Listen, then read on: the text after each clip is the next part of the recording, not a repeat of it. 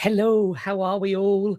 I'm just going to pop the comments up on stage and do them in the orientation that we like them, which is nice and big and a bit tall. Hello, friends.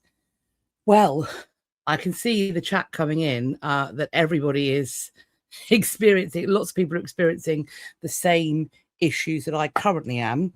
So if you can hear whirring, that is because I have two fans upon me.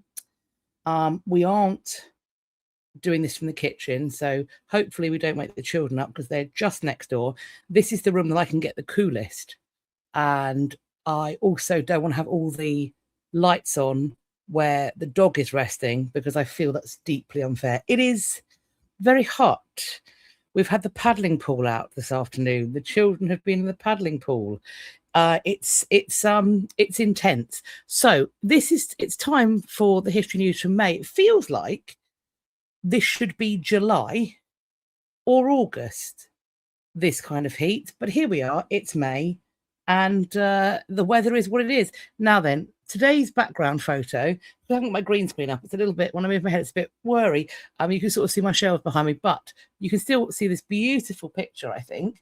Now, do we know what I'm sat in front of? This image is brought to us by Rebecca. And while you have a discussion about that, let's just say some hellos.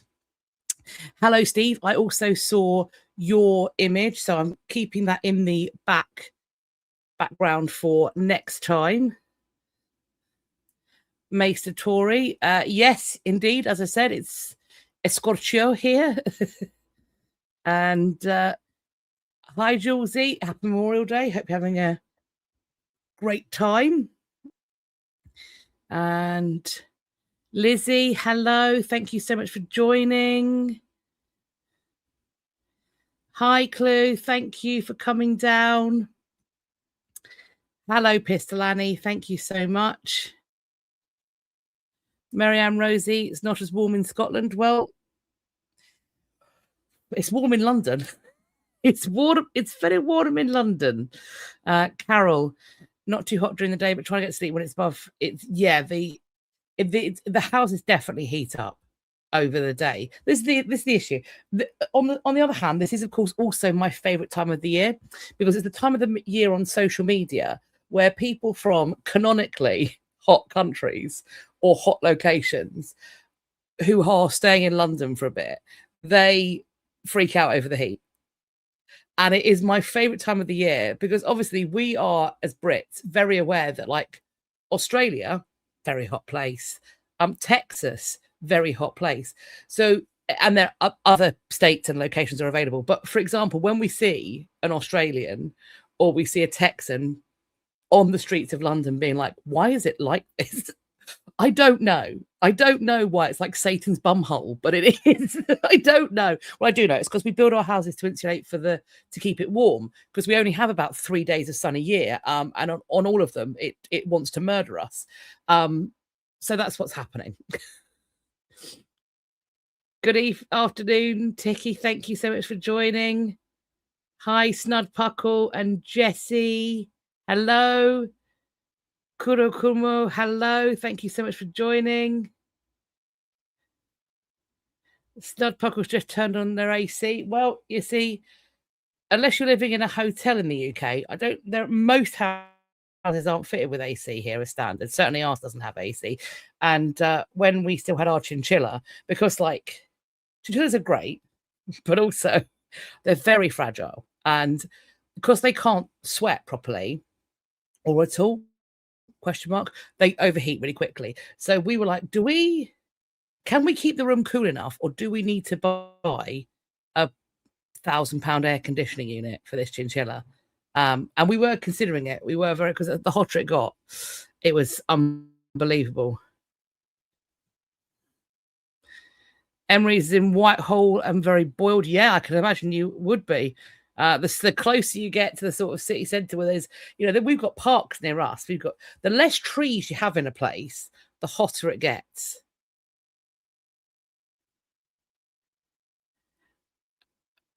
Rhombohedral has got the same heat wave in Rotterdam. Shane, yes, it's a great background pick. I'm wondering if anyone's going to guess where we are. Let's hop down. Let's see. Jennifer, surviving, yes, alive. I'm off to Swanage. Well, I'm off to Dorset tomorrow because the day on Wednesday I am filming with my lovely pal to do the history of Punch and Judy. So do look out for that video. When I made the video about Jack Ketch, I got a lot of questions and queries about Punch and Judy. I remembered in the recesses of my brain that I have a friend who is a Punch and Judy man. So I'm going to film with him because he's very up on the history and he'll be able to tell all sorts of things. So we'll be down by the beach. So hopefully that will cool things down. Has anybody guessed where we are? I'm seeing if anyone's... Have we got it?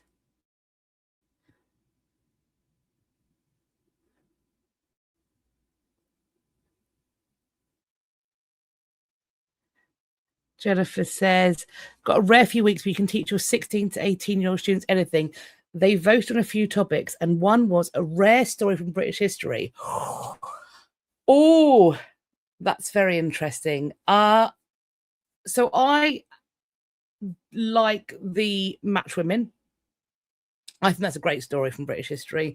I think that that kind of the connections to it being the first successful Labour action in London, the fact that these women were connected to dockers, mostly because they were family of dockers, and the dockers kind of get the credit for being trade unionists, and a reminder that unions are there not just for pay, but also for conditions, for health and safety.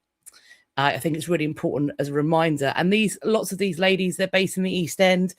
They would be connected to, in some cases, they were the women that go on to become the Federation, the East London Federation of Suffragettes. So these kinds of networks of conversation, I think, are really interesting and important. So that's one thing that I think is a brilliant idea to teach. I've made a video on that as well. I think there's some really cool stuff. Obviously, I think William the Conqueror's coronation, when his soldiers set fire to the surrounding buildings because they mistake cheers of acclaim for an assault, and so they act accordingly, with apparently the Norman response to any sort of aggression being arson. What else? See if my husband may have some ideas as well. I don't know if we're allowed to tell that one. So yes, my husband suggested that there's a rare British history story if you look into Colonel Mark Gray and the Croatian Dam. I'm not sure how much I can say on that. So whatever's publicly available, look into that. Because it's possible that I know things I shouldn't necessarily know. So I'm not going to tell any more of that story, but whatever's publicly available is worth looking into. I think that's a great story as well. What else is there? Those are some good ideas, I think.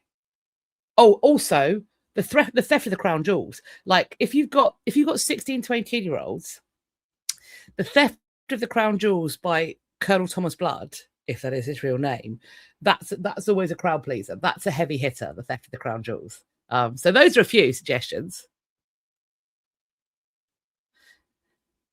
Julesy from earlier, I know. Get the image, imagine what the devil's bunghole out of my head. It's when it's so hot, you know, you're like, it's like Satan's crack.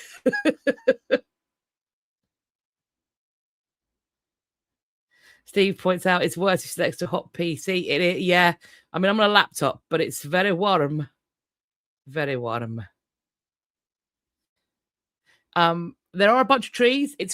I don't believe it's being used as a cemetery. I don't believe. Has anybody? Hello, everybody. I'm seeing if we've. I don't know.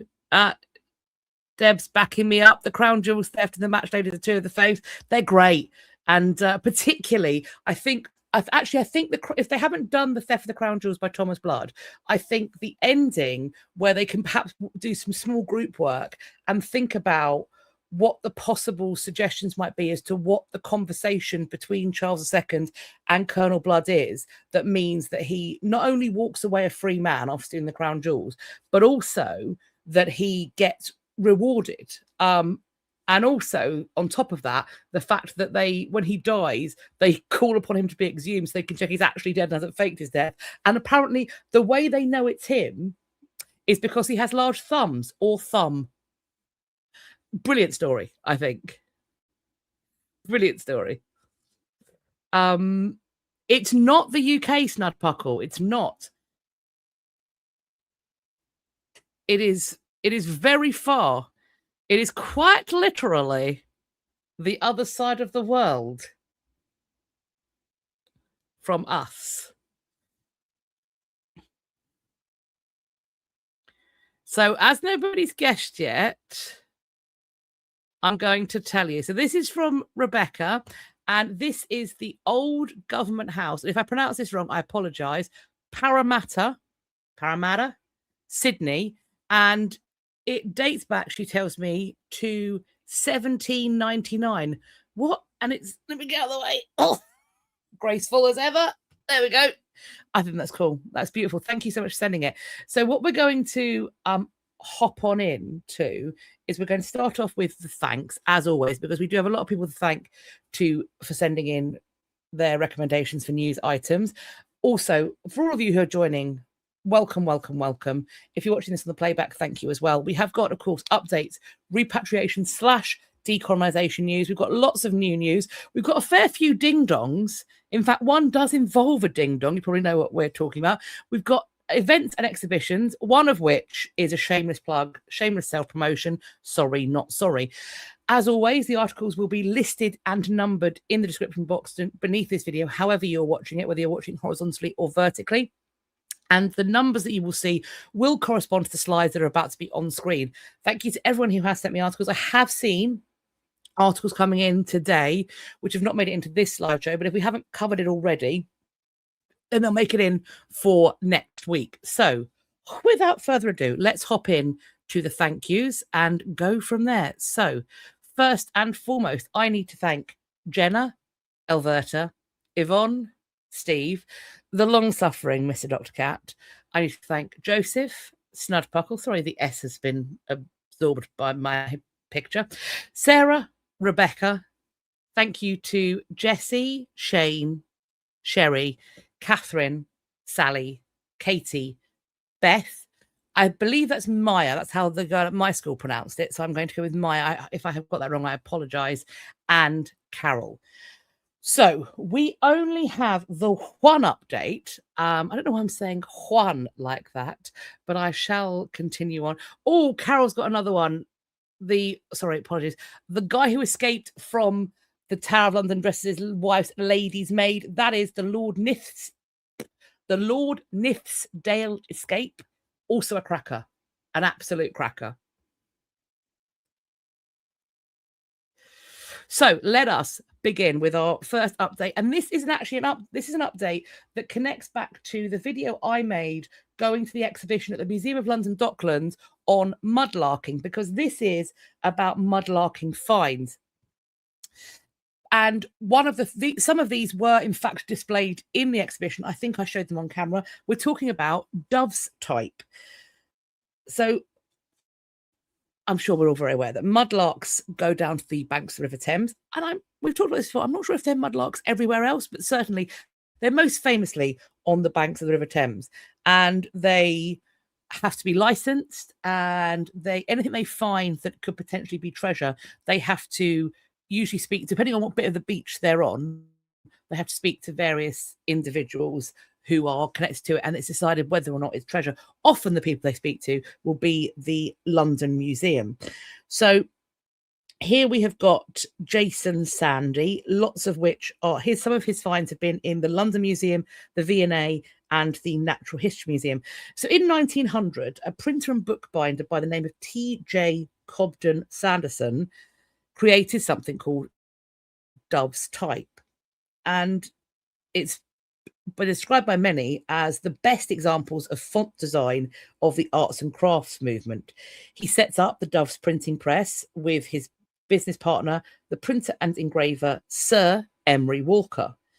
They made hand-printed books, hand-pressed books, which were thought to be incredibly fine at the time. But the pair fell out spectacularly. And so they start in 1900. By 1999, 1909, they've properly fallen out. Cobbs and Sanderson saying that Walker is not as committed as he should be to the art. There was a compromise that Walker was going to get the type when Cobbs and Sanderson died, Cobbs and Sanderson being older. This idea was thought to be abominable by the creator of the type, who instead came up with a secret plan to stop anyone getting hold of the type at all by taking every single piece of this metal type and chucking it off Hammersmith Bridge into the River Thames in the middle of the night.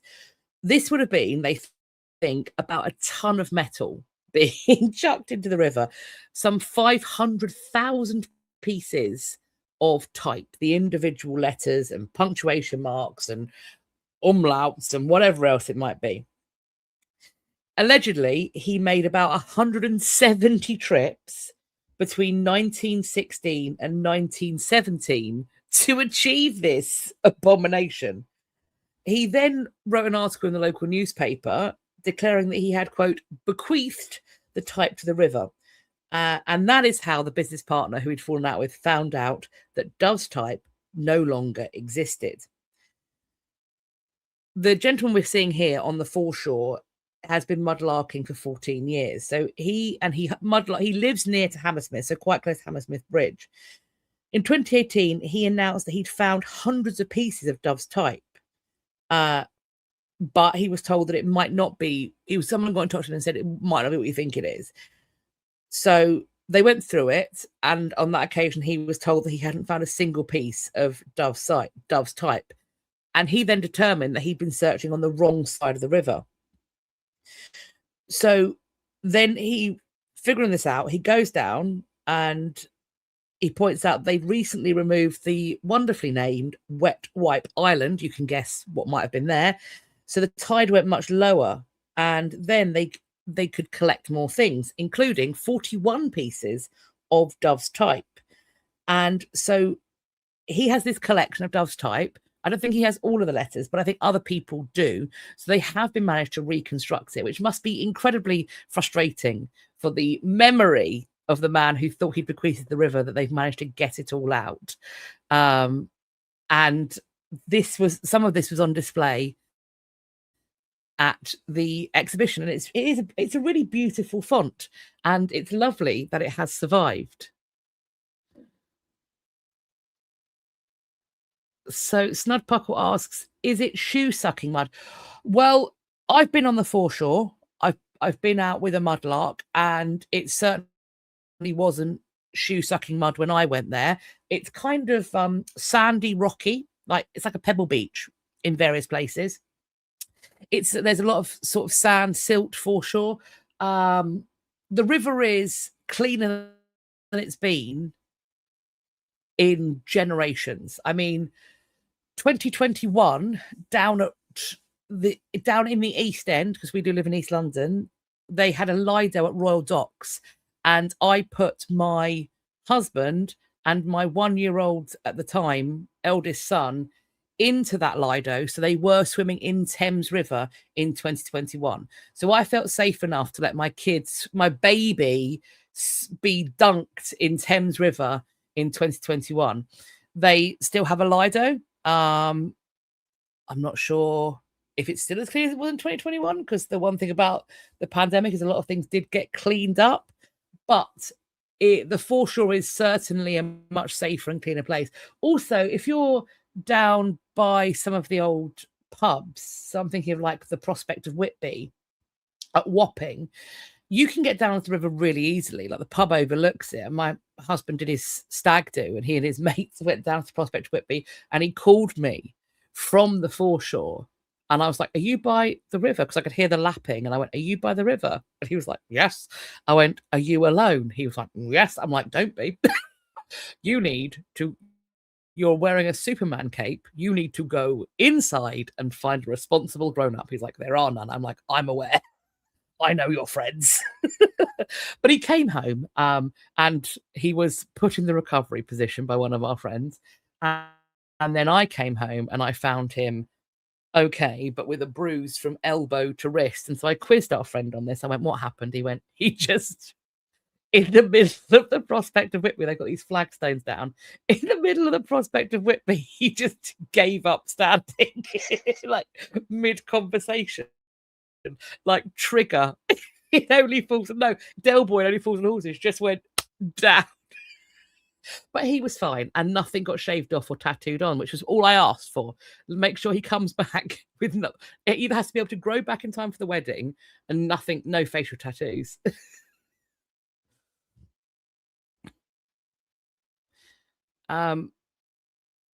Kid Debbie, what's the point of it? So these would have been my granddad, my great granddad's brother used to work in the print with my great granddad. So this is what you set this type. If you're going to print a book or a newspaper, you put each individual letter in the block, you rub it with ink, and then you press it. This is the old way of printing. And I used to do this for newspapers because my great uncle, my granddad's brother, his first day, I say he worked in the print for one day because there was a tray of fully set type for what was going to go out, and he dropped it. And he lost his job. That's a sackable offence. Like you don't get to come back to work after that. Can you imagine? They take ages to set together. Ages. Oh dear, oh dear. But yes, so a mudlarking update. Now then, we're going to hop into our repatriations news now. So first up, I got sent this lots and lots and lots, and I understand why. A portrait looted by the Nazis has been found in the home of a Dutch SS leader's descendants. This was stolen from a Jewish art collector in the Netherlands during World War II. It's called Portrait of a Young Girl by the Dutch artist Toon Kelder. And it's believed to have hung for decades in the home of Heinrich Seffart's family. The painting belonged to Jacques Goudsticker. He died fleeing the Nazi invasion in the Netherlands and left behind a collection of some 1,000 paintings. The person who ended up with it was a Dutch general who commanded a Waffen SS unit of volunteers on the Eastern Front before he was assassinated by resistance fighters in 1943. The man who found out he had been more recently, one of his descendants found out that he was related to this Nazi collaborator, and he then went to his grandmother to ask about this painting's history. She's supposed to have told him, quote, that it was Jewish art stolen from Goldsticker. It's unsellable. Don't tell anyone. The family changed their name at the end of the war, and they claim they were in possession of the painting but did not know its true origin. It seems like Nana did, though, doesn't it? So it's thought that the painting was plundered by Hermann Goering, and then it was then from there sold to Seffart at auction before being handed down to his descendants. An investigation was launched. The lawyers of Goldsticker's heirs were contacted. They confirmed that the collector had previously owned 6 paintings by Toon Kelder, and it was confirmed that these paintings had been included in a 1940 auction where Brand believes the portrait of the young girl had been sold. So these paintings could have been sold for anywhere from thousands to tens of thousands of pounds, but of course the sale of looted art is illegal in most countries, as the works are seen as being sold as under duress. This is the quote: for decades, the family, who of course bear no personal guilt for Sefard's own crimes, had the opportunity to do the right thing and return this painting. They chose not to. It was then later said to BBC, without explaining further, that apparently the painting has been handed over. So hopefully it's going to make its way back to the descendants. But yes, so this has been located, and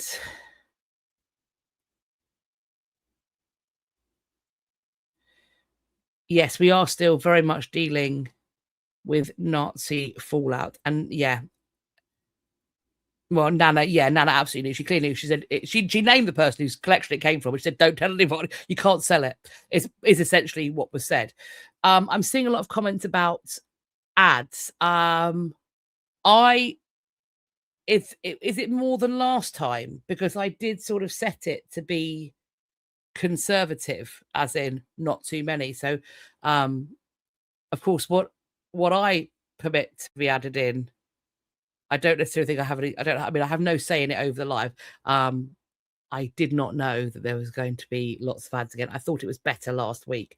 Apologies. Hopefully it will calm down in a second. This is, I believe, an update as well as repatriation. So I put it in here. Hundreds of antiquities valued at $14 million have been returned to India by New York authorities, including some that were connected to the alleged art smuggler Subhash Kapoor. That name has come up a lot in our conversations of repatriations, etc. This is a return of 657 antiquities announced by your friend of mine, ding, ding, ding, the Manhattan District Attorney, Alvin Bragg Jr. This comes hot on the heels of New York City's Mayor Zohran Mamdani talking about the necessity of returning the Koh-i-Noor diamond. They brought up the fact that Mamdani is the city's first democratic socialist mayor, and he has suggested to reporters that Britain should return the gem. It's currently set into the Queen Mother's crown and is held in the Tower of London. He suggested to be returned to India hours before shaking hands with King Charles on Wednesday at the 9/11 memorial. I think connecting those two things is a choice. Is that some sort of like he's being disloyal to Charles? It's not his king. Okay. It's odd. This is a really weird framing of this article. It's supposed to be about New York officials returning more than 650 antiquities and then making it about Mamdani highlighting the issue around the Koh-i-Noor. It's very interesting framing. Very interesting framing. So anyway, it goes back to Bragg and talking about the scale of trafficking networks that targeted the cultural heritage in India is massive, as demonstrated by the return of more than 600 pieces today. There's unfortunately more work to be done to return stolen artifacts back to India, and I thank our team for their persistent efforts. Included is a bronze figure of a Buddhist deity that's seated on an inscribed double lotus base over a lion-flanked throne. And it was stolen and smuggled to the US in 1982, ending up in a private collection by 2014. There's also a red sandstone figure of a Buddha standing with his right hand raised in a gesture of protection. That was looted from northern India and smuggled into the US by Kapoor. He's currently under indictment on smuggling charges. That man, I'm pretty sure that bloke's been under indictment since I started doing the history news. I mean, we've got to be getting close to the better part of 5 or 6 years now that he's been indicted. How long do you know what? That's a different question. Here we go. I'm going to say this. I don't know why this is being added into the article. I don't know why this is the framing that they're doing, but I'm going to carry on. Mamdani's remark opens a can of worms over a gem that has at times been in possession of the Mughal and Persian empires, as well as many others. Britain acquired the stone, that's an interesting way of framing it too, in 1849, and it's now a powerful symbol in the debate over colonial history. True. India, Pakistan, Iran, and Afghanistan have all claimed ownership. A spokesperson for the mayor, who was born in Uganda to parents of Indian origin, told the New York Times that the mayor, quote, is generally opposed to the idea of a king. Fair enough. He's American. Mamdani's administration has described New York's history as, quote, one of colonization, exploitation, and racial oppression. William Dalrymple, who's the co-author of the 2017 book, The Koh-i-Noor, The History of the World's Most Infamous Diamonds, told the New York Times that diamond, quote, has had a long history of bringing bad luck, and again seems to have been the tripwire which tripped up King Charles on his trip to New York. This is really weird framing to me. Like, if it was brought up, there was no evidence to me that it caused a ruckus or a row. It seems to me like a positive story about repatriation is being used to frame as if Mamdani is not doing diplomacy well. I don't know what's happening.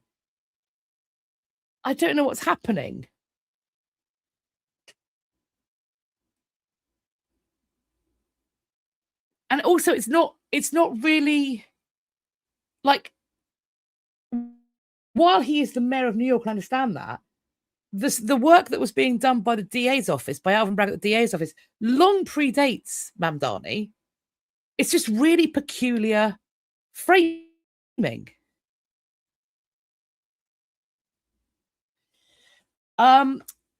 Miss Amy, what publication did it come from? I believe it came from The Guardian, the UK Guardian. It's so weird that this many paragraphs in an article that I think stands alone and is interesting on its own. It's just really weird. They've been like, then Mamdani's done this. I'm like, that's really strange. That's like me going, so I was having a full English breakfast in a lovely B&B. It was delightful. But then my pedicurist was talking about this. Your pedicurist wasn't there at this time. What are we doing here? What are we doing? And also, being anti-monarchy isn't, for the mayor of New York, like, isn't that kind of the job description? No. Am I missing something? This is really weird to me. Really weird. Anyway, yeah.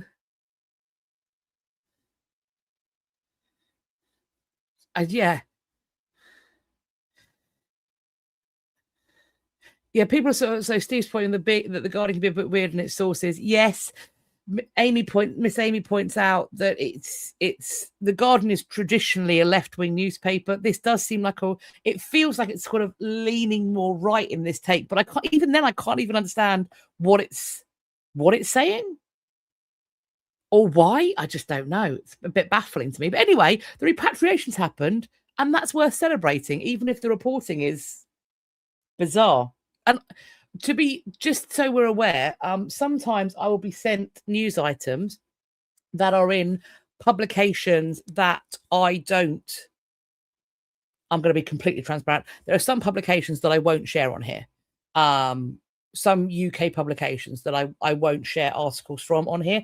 I get them rarely, but if the news item is interesting, I will go and look it up in a different publication, because I won't, like, for example, I'll name it. Why not? I rarely get articles from The Sun. I won't ever share an article from The Sun on this channel.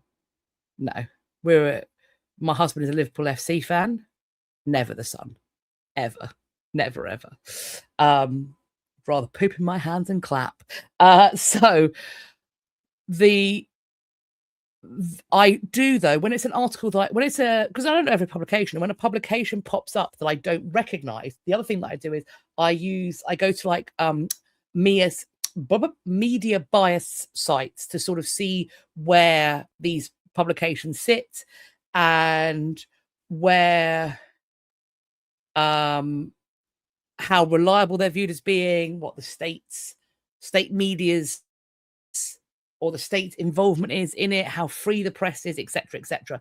And sometimes if I think, oh, that's a bit squicky, I will then try and find the article elsewhere. And if I can't, then I may not share it, because I don't want to get involved in sharing propaganda. I'm increasingly becoming nervous about sharing articles that say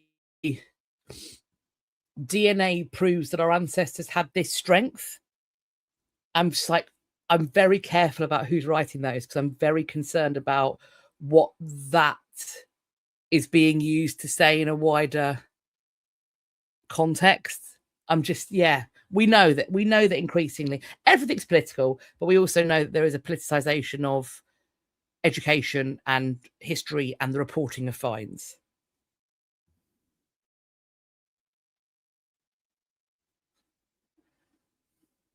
Some wonderful hate for the sun. Excellent. I'm glad. And it's, for me, it is political as well, but predominantly, you never walk alone.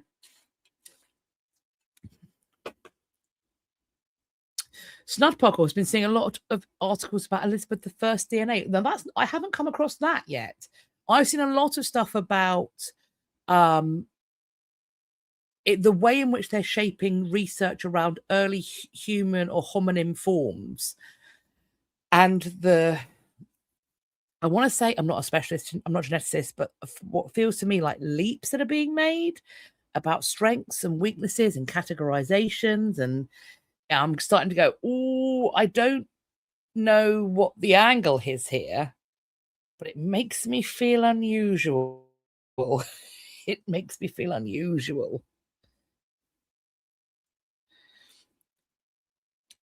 So another repatriation. Italy has got 337 looted antiquities back from the States. This is one of the largest, we're told, recent returns of stolen cultural property.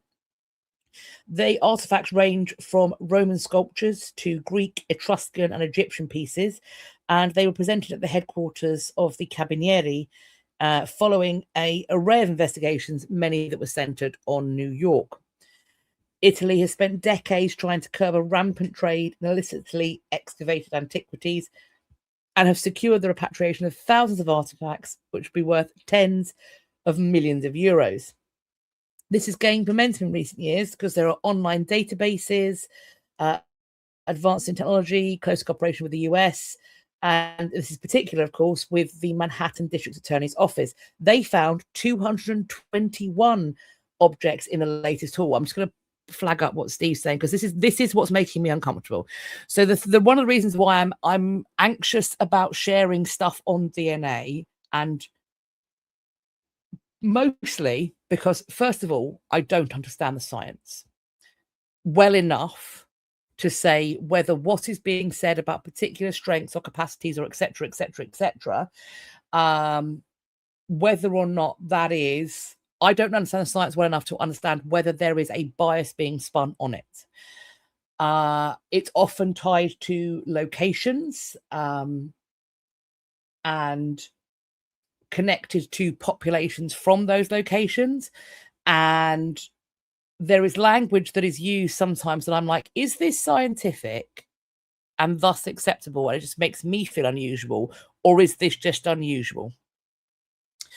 And there is, and I'm happy to be disabused of this as more and more of this work gets done. Like the study of DNA and the understanding of DNA is, in terms of like historical exploration, it's still in its infancy, really and truly, as to what we're actually going to find and what it might actually mean. And, you know, we sequence the genome, obviously, but what it all means, those kinds of questions, we're still finding things out. And I will be over the moon for this not to be a reworking of eugenics, but I'm just cautious in case it is. Just cautious.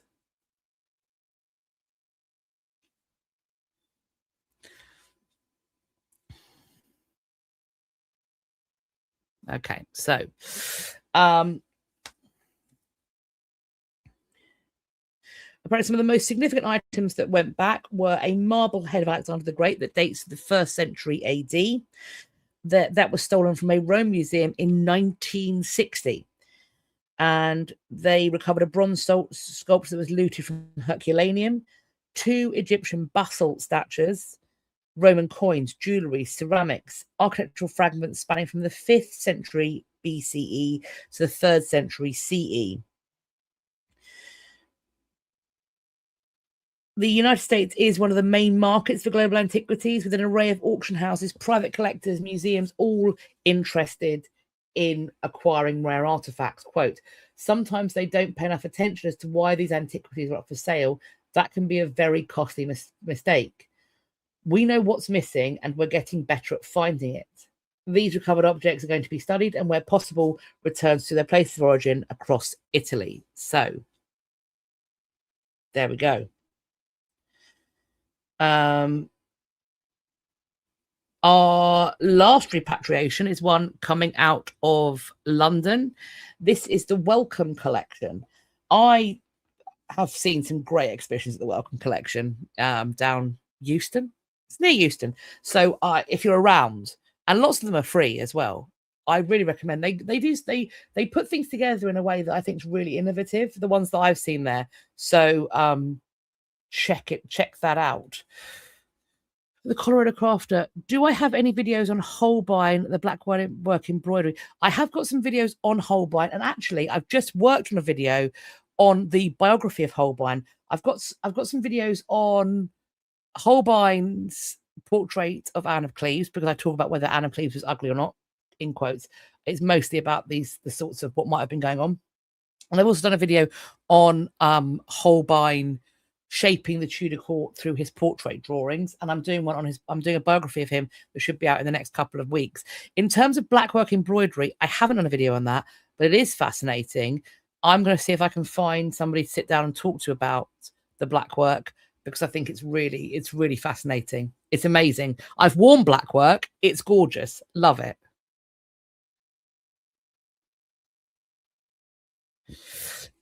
So the Welcome Collection is returning 2,000 manuscripts to the Jain community. This they required in 1919 at, quote, a low price from a Jain temple in what is now Pakistan. This represents the largest group of Jain manuscripts outside South Asia, and what's referred to as a memorandum of understanding on the formal transfer is being signed at the House. Has been signed at the House of Commons. This is an unusual arrangement because this restitution is not going to be to the country of origin, but rather to a UK body, the Institute of Jainology, which is going to be deposited at the University of Birmingham. There are 60,000 Jains in the UK and 6 million in India.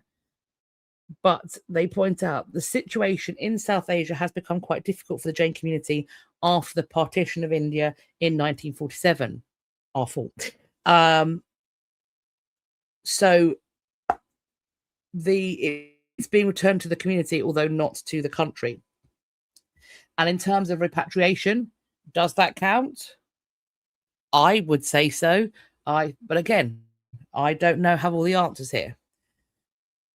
These manuscripts have been acquired by Henry Wellcome, who'd made a fortune from his pharmaceutical business, hence the Wellcome Collection being very medical and scientific, because he collected a massive quantity of objects and documents relating to health and medicine. And many went to the Science Museum, but the Wellcome Collection retains archival material and artworks where they can be studied. So of these 2,000 Jain manuscripts, around 1,200 came from an unidentified temple in the Punjab area. It's named in the document as Patli, or Patli with 2 T's, maybe 1 T, maybe 2 T's. Now, there are apparently several villages and towns with this name, but no Jain temple has been able to be tracked down there. The remaining manuscripts came from a variety of unidentified sources in what is today Pakistan. Some of the manuscripts are still wrapped in the 1919 newspapers that they were enclosed in for protection during transportation. Wellcome's Indian agent in 1919, Pyra Mal, gave few details about the acquisition, but it's admitted by the head of collections from that time they were bought at, quote, a low price and against the best interests. The current head of collections points out that they were bought at the time for a low price and against the best interests of the original owners. They may have been bought for 5 rupees each. 15 rupees is then equivalent to £1, although obviously inflation means that was worth much more than it would be today. So a trustee from the UK Institute of Genealogy, who has helped to arrange this transfer, admits that, quote, Some of these manuscripts would not have survived the turmoil at the time of partition. They are therefore, quote, grateful to the Wellcome for their care and respect they have shown to these texts. And this is the other thing, is that repatriation, there can also be gratitude. This is so complex. There are no simple answers to any of this. And gratitude at documents surviving can be tempered and mixed with anger or resentment or whatever feelings people feel about the fact they were taken in the first place. I mean, yes, they were protected from the turmoil of partition, but again, who was a big part of the turmoil of partition? Who caused it? Ding, ding, ding. The people who have the documents. So, you know, this is so complex. It's one of the reasons why I find it fascinating, but also deeply frustrating, because I think as human beings we love simple answers, but there just aren't. There aren't simple answers in this case. I think empathy goes a long way, though. So the Wellcome Collection does have an enormous holding of manuscripts from other cultures. Apparently that numbers to 265,000 items. There are private discussions underway with a few other institutions about the transfer of possible materials. Because the other thing is that with that number of documents, it's hard enough to digitize them all. It's impossible to display them all. But I think also, like, preserving and protecting them, that's really expensive. And caring for them and curating them in ways that is sensitive is also difficult if you haven't necessarily got people who have the specialisms culturally. So let's see, what have we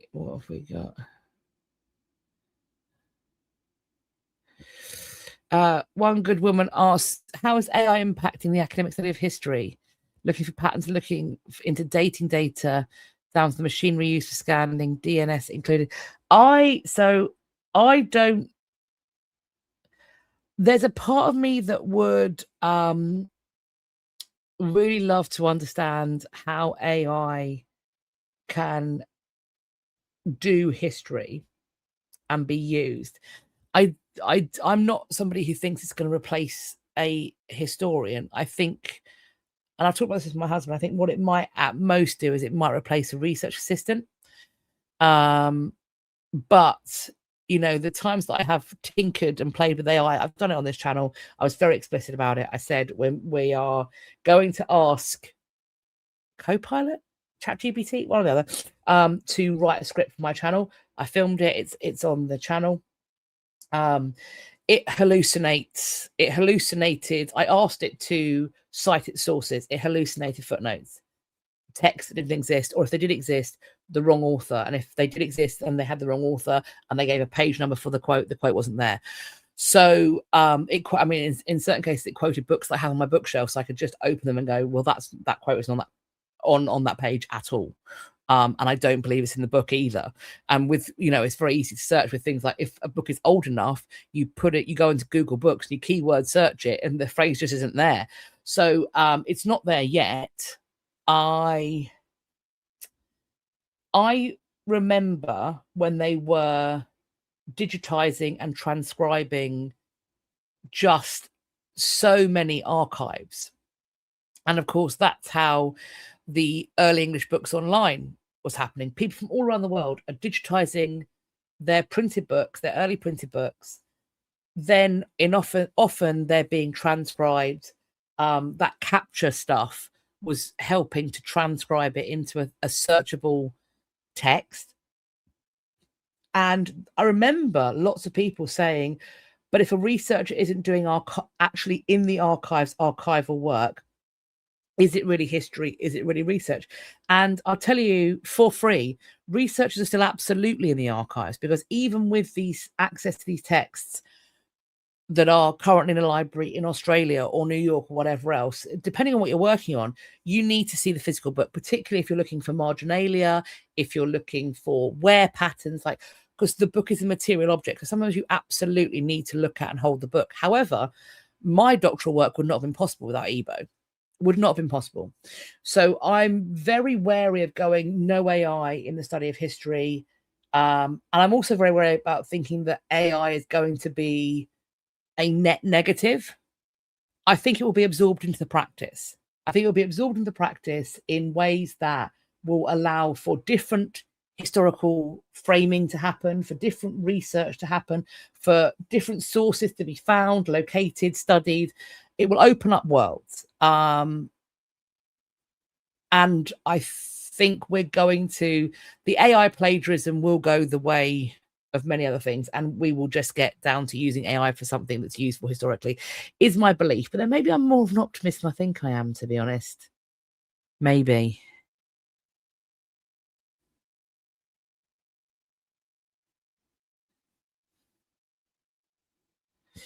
Julesy says, aren't research assistants usually starting to be historians? Wouldn't AI replacement impact their career path? Oh, I mean, I can only speak for the UK, but the days of a senior scholar using their PhD candidates, for example, as research assistants to do the scut work, if you will, to go and, write notes in the archive, those days are long gone. Long gone. That is by no means the norm. I think there are the big public historians probably have research assistants to go and do, because if they're busy, filming and writing books, etc., they may send somebody. They're like they might have somebody who's in the States and are like, "Can you just pop the folder for me and check this thing?" That's happening for sure. But the career path for the academic, the historical academic, doesn't, in the UK at least, it doesn't involve being a research assistant. It involves doing the tutoring that most people don't want to do, that the senior scholars don't want to do. It's having an enormous workload for very little pay, and particularly if you are working as a tutor as part of your PhD or afterwards as a kind of adjunct or whatever, you don't get paid through summer. Forget maternity leave.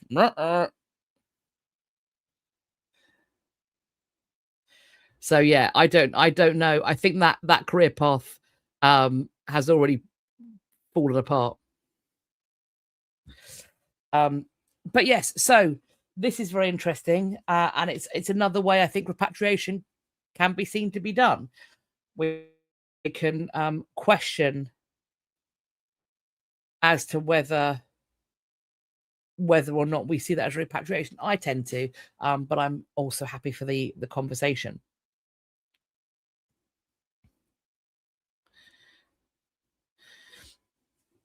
I live south of Boston. I've been at Harvard libraries, allowed and held early documents. It's essentially a both and rather than an either or, but it's going to change our economy at scale. Oh yeah, oh for sure. It is. This is another industrial revolution, I think. My husband said if he knew somebody who was going to go into bookkeeping now, or was going to train to be a bookkeeper, my husband said that he would say, don't train to be a bookkeeper, train to manage AI, and to create AI that can do your bookkeeping for you. That's what he suggests. I think that's people who worked in cloth weaving didn't go away as a job because the cloth making machines, the spinning Jenny ? Came in. Snudpuckle AI does hallucinate, like you and as Steve said. I don't trust AI. You can ask it to collect the sources you need to do, but you can't ask it to collect the sources you need to do some research. I think I think potentially it could work as a research assistant, but you're always, if you're going to work from it, you are going to need to then check your sources yourself, as you presumably would with a research assistant, having never had one. Again, question mark. But yeah, I will have to wait and see, I think. Jennifer points out, oh, sorry, I'll come back one second, James. As an accountant, we're praying for AI. I fear scams increasing. Oh yeah, that's the other thing. Yeah, that's for sure. I think that we're going to be careful about that, definitely. James asked what books people enjoy at the moment. Henry V by Dan Jones and Children of England by Alison Weir. Oh, they sound, yes. I need to, do you know what? At the moment, the only way I'm reading is audiobooks because I never have my hands free, but I drive, so I can bang an audiobook on and listen to it. And my favorite is when the author reads the audiobook. I like that the best. And as a dyslexic as well, I get much more reading done and I retain it better as well. If I really need to retain it, then I might have it read to me while I look at the book. Then I double bubble. So let's hop into some new news. A 13-year-old boy, we've got one of our League of Extraordinary Child Archaeologists, has found a bronze coin in a field. It's turned out to be the first ancient Greek artifact discovered in Berlin, minted in Troy in the 3rd century BCE. They think it might have been buried as a gift for the dead, but they don't know exactly how it ended up in modern-day Germany. This was found in a field on the outskirts of Berlin. When the boy found it, he knew he'd found something special. But it wasn't until the object was analysed that scholars realised how significant it actually was. This is the first ancient Greek artifact ever unearthed in the German capital. It was shown to researchers in November 2025, and it was identified as a Trojan coin dating to roughly 281 to 261 BCE. It depicts Athena, Greek goddess of war and wisdom, in a Corinthian helmet, with on the reverse is an image of the deity in a calathos headdress with a spear in her right hand and a spindle in the other. There was thoughts that it might have been lost by a modern-day collector in the western part of Berlin, or maybe deposited in the ground close to its creation. But it was soon realised that where this was found was actually was a well-known archaeological site. There were excavations there in the 50s and the 70s, meaning where they realised they thought the area was potentially being used as a burial ground, maybe as being as early as the Iron Age. Artifacts uncovered at the site included ceramic fragments, a bronze button, and a Slavic knife sheath fitting. This coin is only 12 millimeters in diameter, so it's significantly smaller than apparently an American dime. It would have, therefore, they say, have held little value for Germanic-speaking people. With no systems of currency, they view coins from outside groups mainly as a source of silver, gold, or other precious metals. Ancient coins that weren't melted down for reuse have been found in burial grounds, suggesting that they were put in the graves as a kind of grave gift. They don't know how the coin got from Troy to Berlin, though. I don't know how they're going to figure that out either. They are only able to speculate currently. Possibly trade, but it's also been suggested that the ancient Greeks might have recruited Germanic people as soldiers, just as the Romans would some centuries later. Quote, "We have time periods, especially in the Iron Age, where we have a population loss, and we don't know where the people went. Suddenly they disappear. Maybe they're going down to the Greeks, joining the military forces there." However, they point out this is not even a hypothesis, it's an idea only. Interesting, I think.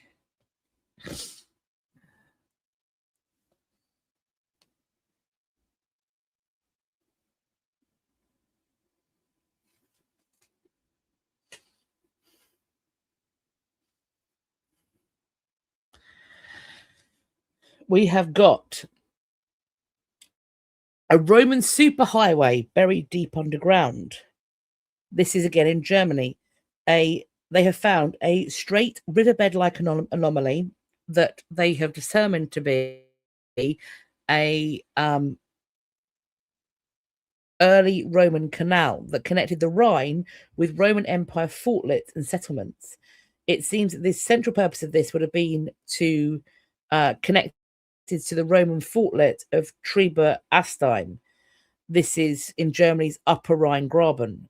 The canal would have been a major engineering project, reshaping the environment as early as the 1st century CE. It is, though, one of the only examples of a navigable Roman canal that was constructed north of the Alps in the early Middle Ages. This was not a secondary channel of the River Rhine, but rather an artificial canal belonging to the Landgraben-Schwarzbach fluvial system. The team suggests that the canal they found was, quote, constructed during a time when the rest of the River Landgraben was intensely used by the Romans.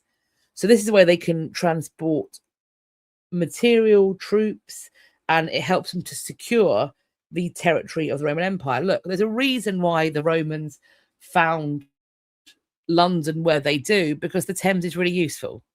It's really useful. This canal would have been constructed between the 4th and 4th century CE. The now buried canal offered Romans a water-based superhighway through a region they had a firm grasp on. It even ran through the site of an earlier Roman military camp that had been occupied briefly in around 14 to 20 CE. How interesting is that? What a lot of work. Brilliant. Because we think about, Roman roads, but equally canals and waterways, just transportation geniuses.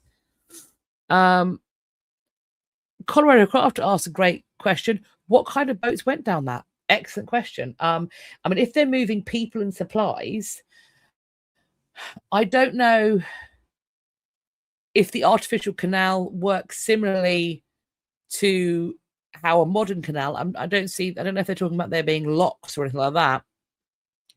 But would it potentially be a kind of flat-bottomed craft? Could it have been deeper? I don't know.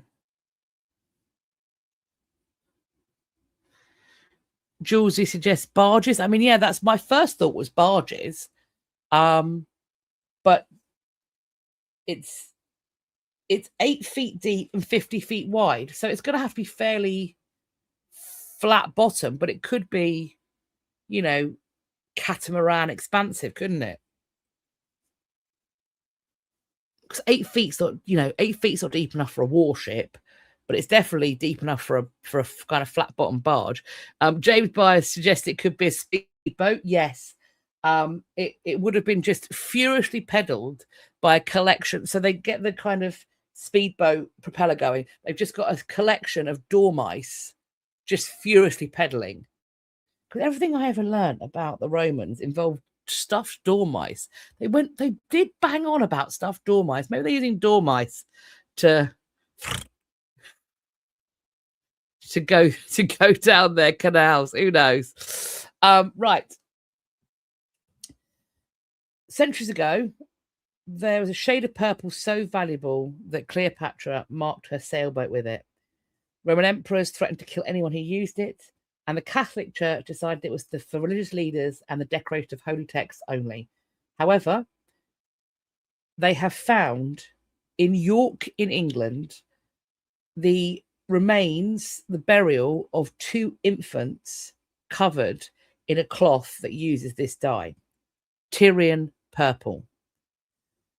Would have been made in modern day Lebanon through an elaborate process that involves the crushing of thousands of murex sea snails. Tyrian purple is worth more than its weight in gold. A team from the University of York found the pigment in 2 graves from the late 3rd to early 4th century. A stone sarcophagus held a baby wrapped in Tyrian purple cloth between 2 adults.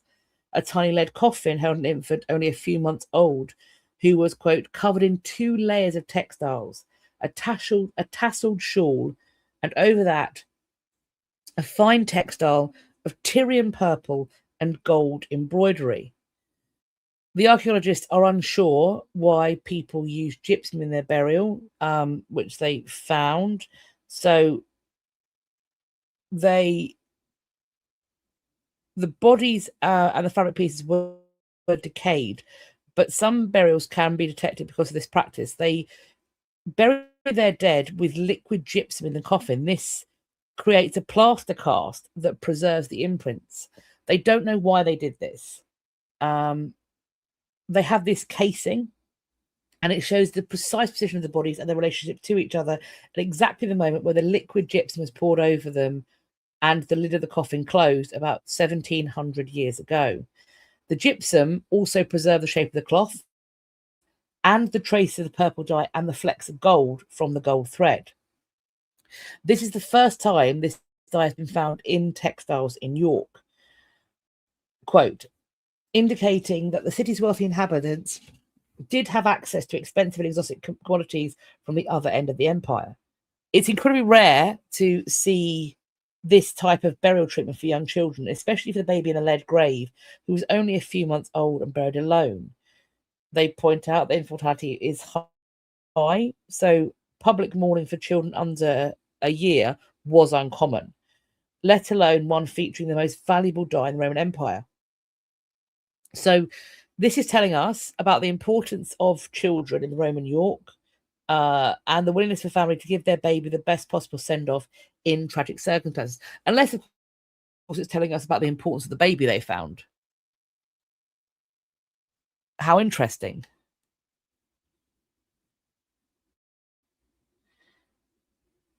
How interesting.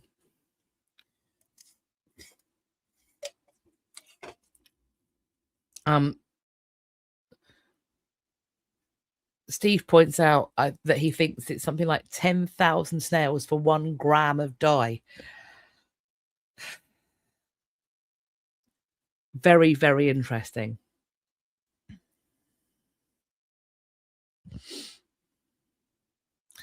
So yeah, maybe we'll find out more. We'll see what happens as more research comes out. If there's an update, I will, of course, let you know. Olivia Finley asked, was this an aristocratic child? I think that's the assumption. It's certainly an incredibly wealthy child. Or it was buried on the orders of and with the payment of somebody who was wealthy.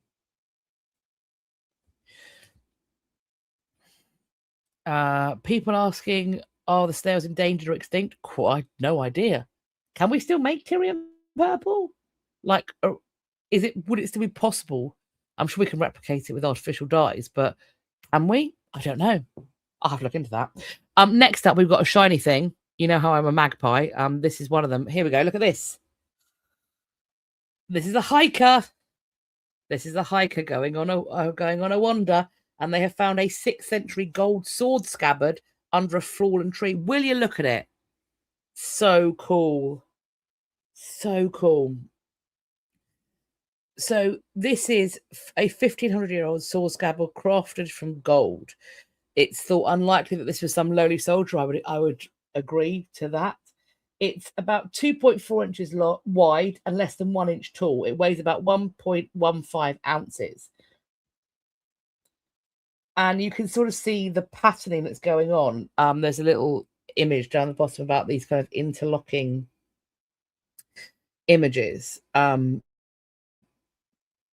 researchers have identified clear regional artistic stylings that match those that were seen during the migration period of the 300s to 600 CE. This is a period of widespread shifting power dynamic across Europe and the fall of the Western Roman Empire. You've got decorations including animal and possible human-animal hybrid illustrations arranged symmetrically across the piece. There are remnants of filigree embellishments, evidence of a finely beaded gold wiring that would have helped to create an overall shimmering effect. The site this was found has been examined, and it's been determined that the scabbard wasn't accidentally deposited or discarded, but carefully placed inside a crack in the bedrock. This is therefore believed that this was a religious offering to the gods. This act itself would have been a signifier of power and wealth. Giving up such a ritual adornment would have been a leader's way of both reiterating his power while pleading for divine aid. Taken together, the discovery represents an extraordinary moment for archaeologists that will help them better understand this region's social dynamics and the social dynamics during the migration period. And it's really cool as well. And do you know what?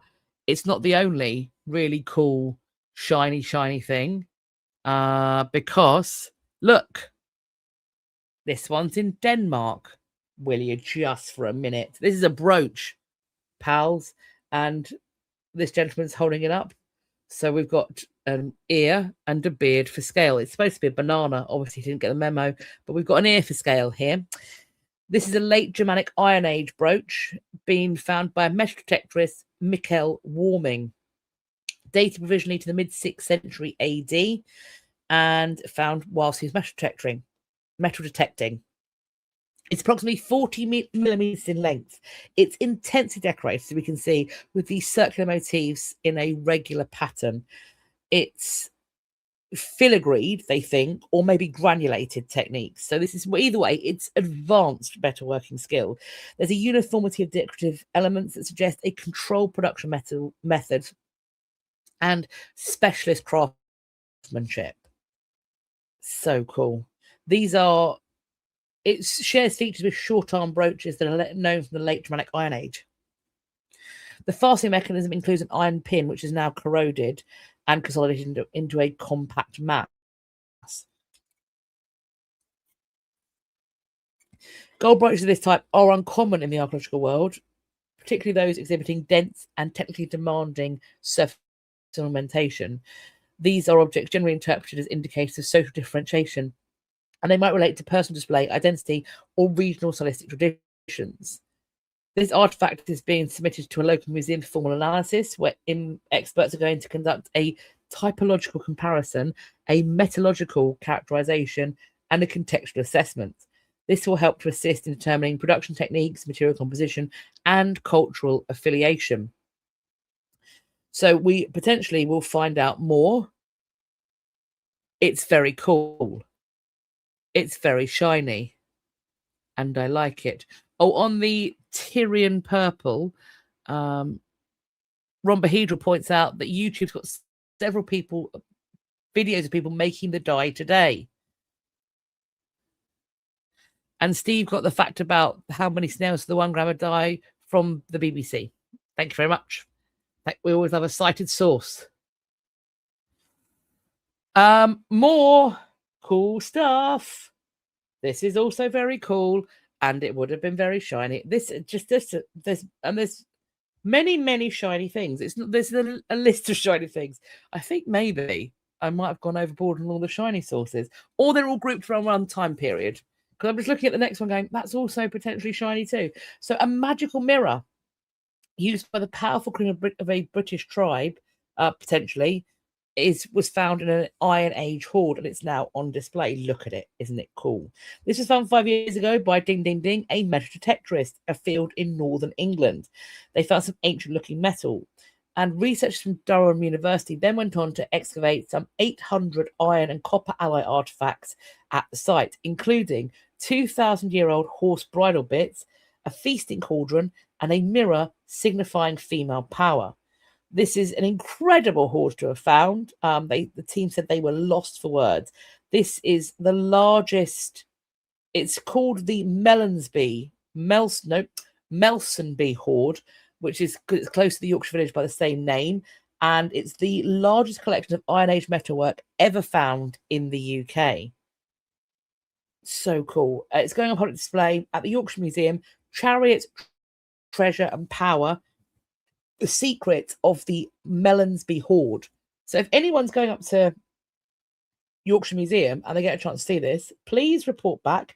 So it opened on May 15th, so 10 days ago, and it's going all through to the summer of 2027. Haven't got a closing date for it yet, but it's very, very cool.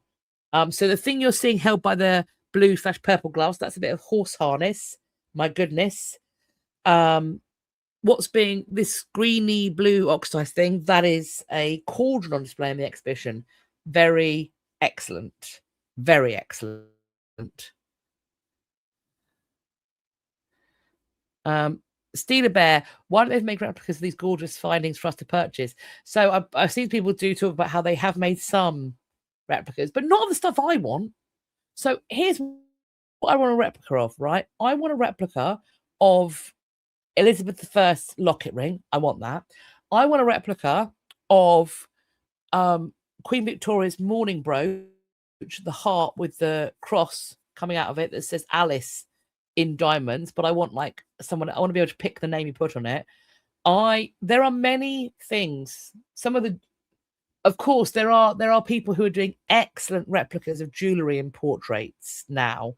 And you can find them on social media. There are some great, particularly Tudor jewelry. So they replicas are being made, but I think particularly in, museums, if there were replicas of stuff, like good replicas, people would definitely buy it in the gift shop. Definitely. Steve says, this one I want to go to Yorkshire Museum to see. It's one of the few Celtic chariots found. Ooh. Ooh.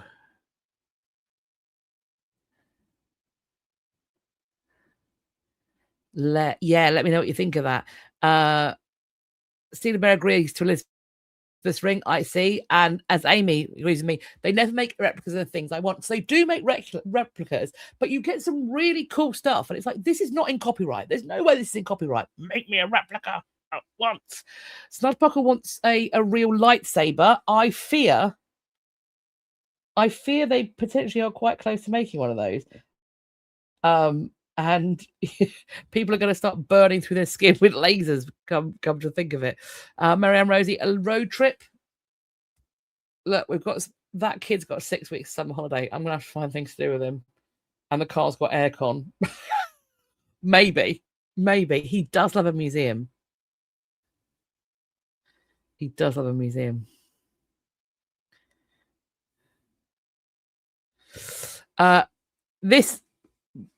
This is... Oh, Steve's got a good 60th birthday present. A pen using bog oak from Vindolanda. That's cool. There's so many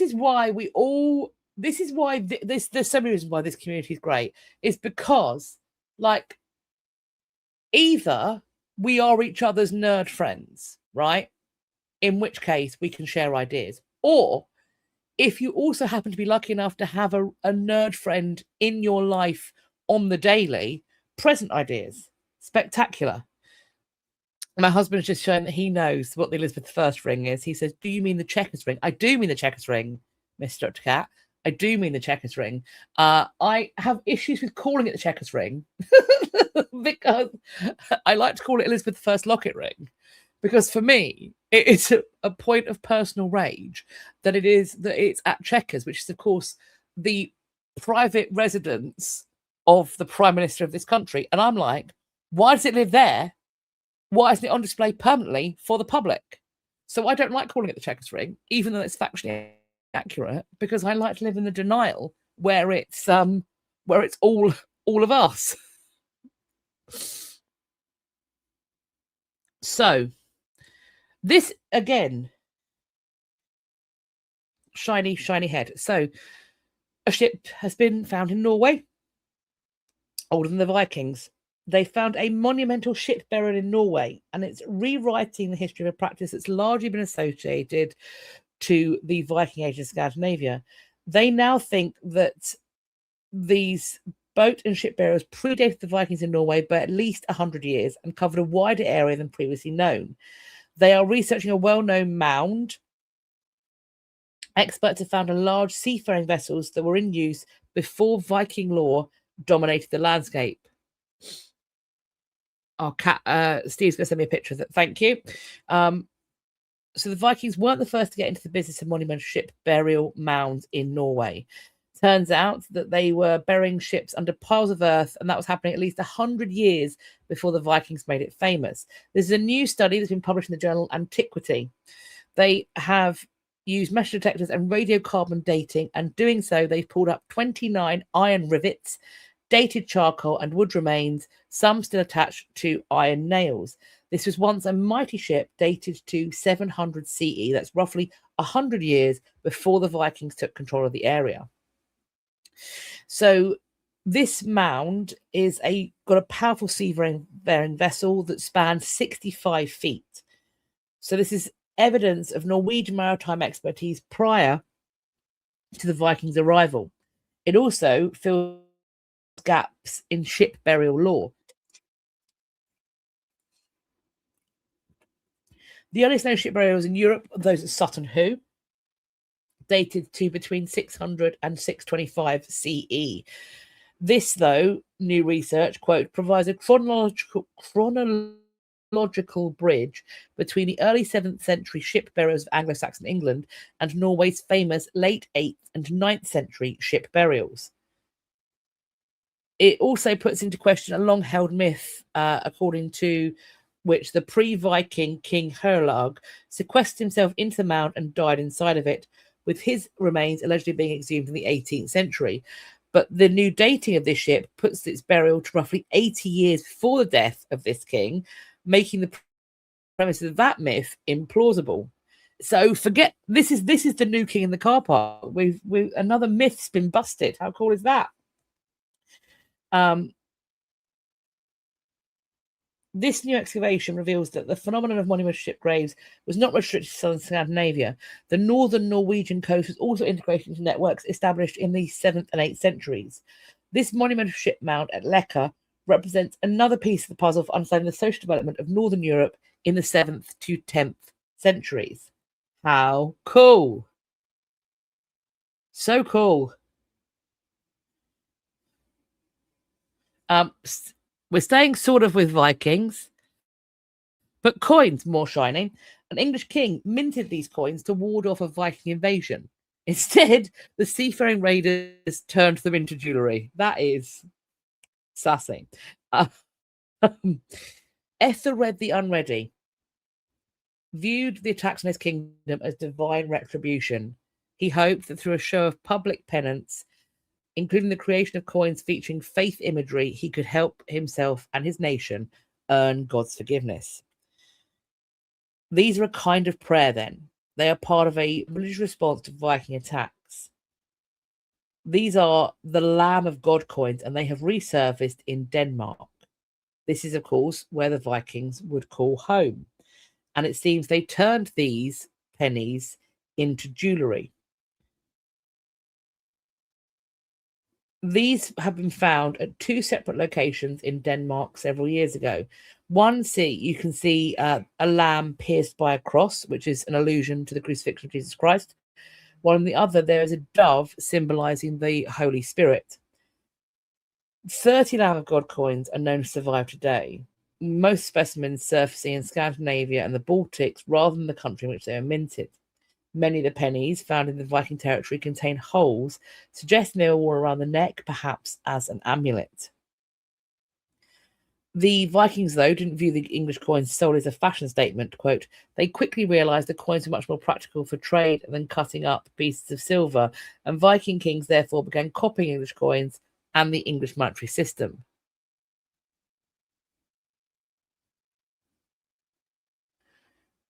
Harald Hardrada was the first Norwegian king apparently to introduce standardized currency, minting silver pennies that featured a cross and a symbol representing the Holy Trinity.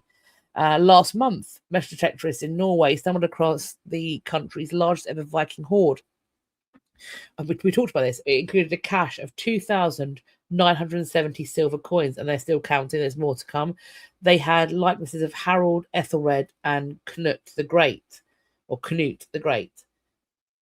There's the Oslo-based Historical Museum states on its website that foreign coins like Ethelred circulated widely in Norway prior to Harold's reign, but they were soon replaced by the Viking king's own currency. The Lamb of God coins are, quote, important pieces in the puzzle of Denmark and England at times of very troubled shared history.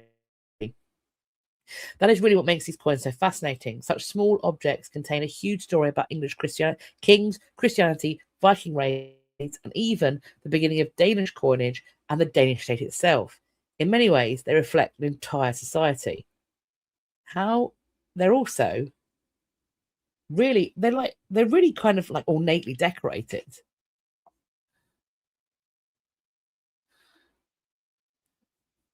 Excellent. Let's see what we were.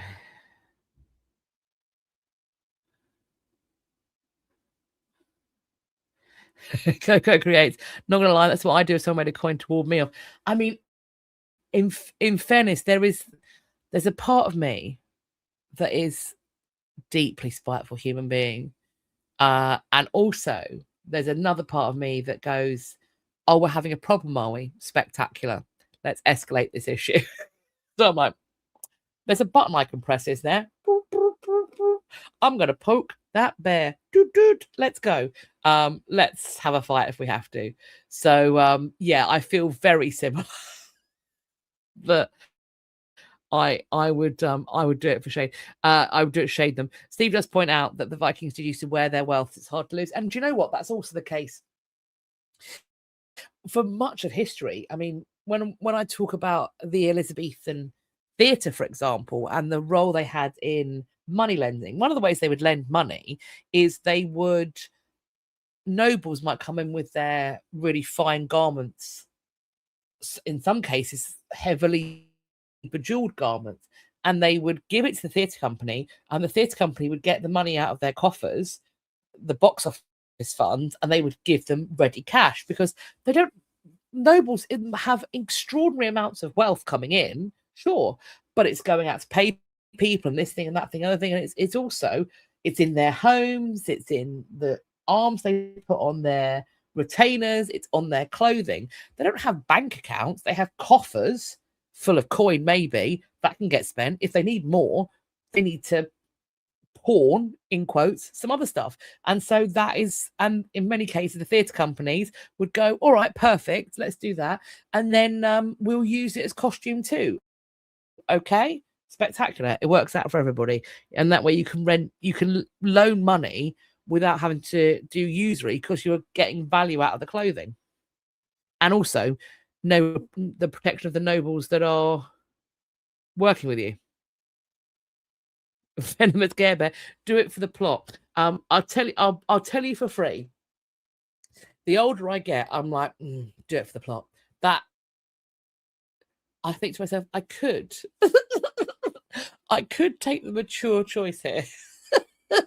I don't have to say this. I have got an option to not, but I kind of want to see what happens if I say it. So, yeah, I'm very much a do it for the plot kind of gal. The older I get, the worse I get as well.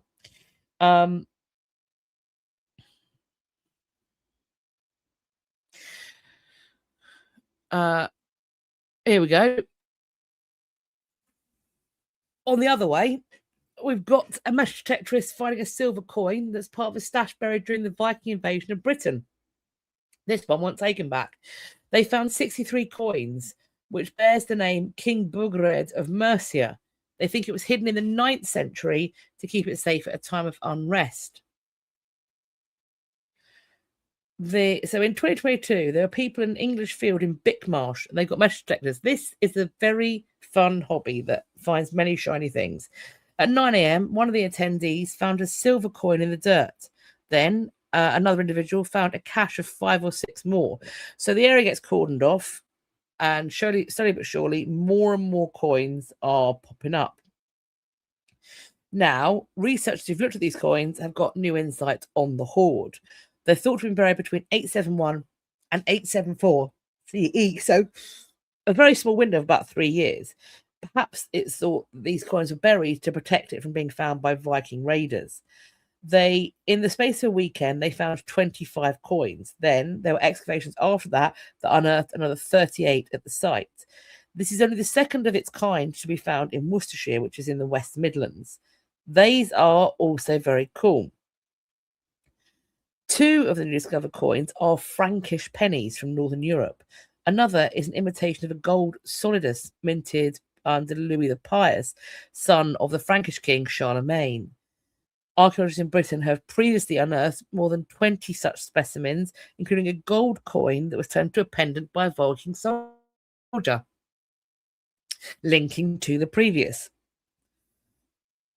So for now, though, the Bickmarsh hoard is leaving them with more questions than answers, but it's giving them a rare glimpse into a moment where even quiet rural landscapes in Worcestershire may have felt the ripple effects of events of the reshaping of Anglo-Saxon England.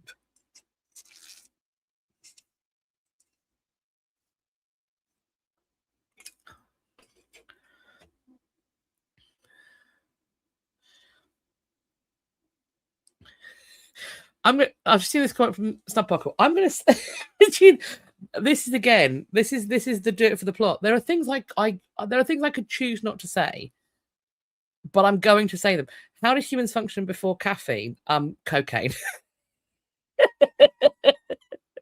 Class A substances as we see them now.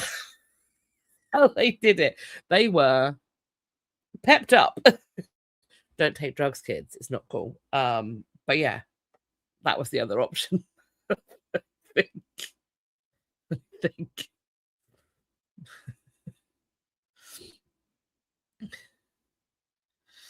It's like when they say, "Oh, all these 50s housewives, they didn't go out to work. They were happy at home. They had, 2.4 kids, and their husbands' slippers were always on the floor, and they had all these kids, and they never went to the gym, but they kept their weight." Yes, sure, Babs, of course they did, because they were off their box on speed during the day, and then they were taking downers to sleep at night. They were tripping to deal with it. Good times. Good times. Not for them. Probably not for them. Heavily medicated. A new copy. I got sent this loads. This is really cool. A new copy of the earliest English poem has been discovered in Rome. This was found in the National Central Library of Rome, and it was found by researchers from Trinity College, Dublin. This is an early 9th century manuscript that contains Caedmon, that's probably pronounced wrong, Caedmon's hymn. This is a short Old English poem written more than 1,300 years ago, and it's the very start of English literary history. This is the oldest surviving copy of this poem, dating to around 800 to 830 CE.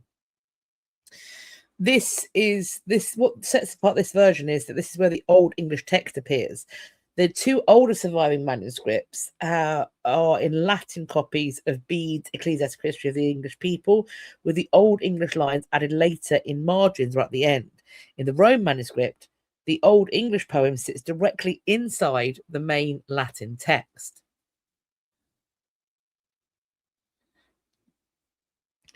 This is a 9-line poem praising God as creator of the world. According to medieval tradition, the poem was composed by a cowherd linked to Whitby Abbey, which is in present-day North Yorkshire. According to Bede, he tells the story of a man who left a feast embarrassed because he could not perform poetry, then experienced a dream in which he was instructed to sing about creation. Love it. I love it. Only around 3 million words of Old English survive today, and most come from the 12th and 11th centuries. So this is far rarer, and this is therefore especially important, this text, when studying the earliest English phases of the English language. Scholars have identified this as the earliest surviving text of Northumbrian Urdu recension, a textual version of the poem distinguished by a particular wording in line 5b. Before this discovery, the earliest known manuscript preserving this recension came from the late 12th century. So this pushes the known existence of this version back by more than 300 years. We couldn't perform poetry. Okay. I mean, yeah, that's fair. But also, this is like the kind of the great hall spaces. There is all the way through the sort of medieval period into the early modern period, at courts, at high houses, that necessity to be articulate and witty and artistic and creative is as much as part of the job as being a political animal. This is one of the reasons why, for example, when you have the expulsion of the minions, that Wolsey wants to get rid of some of Henry's hangers-on, and he sort of handpicks the ones that can stay, and they are families loyal to him. What you're seeing there is you're seeing, as they say, the son of an Ipswich butcher telling the nobility that the boys they have paid a fortune to educate, dress, give all of the tools, techniques, and aptitudes to make them appropriate to be at court, fluent in languages, rhetoric, witty, they can dance, they can fight, they can ride a horse, they've got a horse, they've paid for the horse and the armor to go with the horse. The guy's got a hanger of armor, he's got all of these suits encrusted with jewels. This guy is now going home to Buxton or Buckinghamshire or Norfolk because Wolsey says so. Ding ding ding. And that is why. So yeah, being kind of part of the can perform poetry crowd, that's how you end up rising through the ranks. With that being said, one of the Henry II's, apparently, one of Henry II's favourite entertainers was the wonderfully named Roland the Farter. And his particular skill that amused King Henry II so much was that he could, at order, leap, whistle, and fart all in one go. Now, I wouldn't try that at home, kids. Certainly don't try too hard, if you know what I mean. I'm just checking. I'm just double checking the pictures I've got coming up now, because it is a tomb picture and I'm almost 100% sure that there are no human remains on display. However, I'm just doubting myself. I think it's fine. I think it's just gold chunks and pots, I believe. I can't see human remains. I just have to double check there because I was like, my eyes played tricks on me. What we have here, a golden trove. More shiny things. What is it with May? My goodness. Maybe it's time to play the lottery, friends. That's not advice to gamble. Don't take that advice if you don't gamble. This is in Panama. Look at it. Look at what they found, Willia. So this is pre-Hispanic. It's the richest burial trove to be discovered to date. It includes 5 breastplates, as well as jewelry ranging from belts adorned with golden beads, gold-plated earrings crafted from sperm whale teeth. What? Okay, cool. Skirts made with dog teeth and a collection of bone flutes also found, and then hundreds of beautifully preserved ceramics. These are, quote, not only of economic value, but also incalculable historical and cultural value. Yeah, too right. These were found in the Cochlea region. The civilization there flourished from 700 to 1000 CE. It was known, pardon me.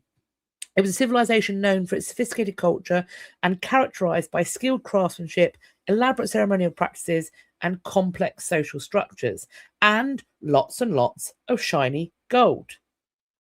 The tally of the bodies buried in this grave is unknown. The excavation remains underway. This area, El Cano, served as a necropolis around 700 CE, being abandoned in 1000 CE. The City of the Dead featured monoliths, a cemetery, and a ceremonial area. There's a unique nature of these burials, which saw up to 232 people interred in the same tomb alongside high-status individuals.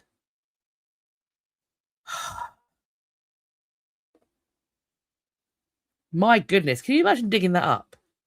Can you imagine?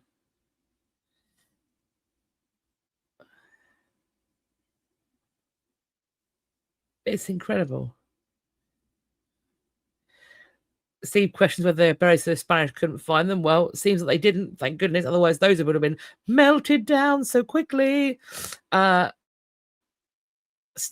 points out that Indigenous American flutes are beautiful sounding.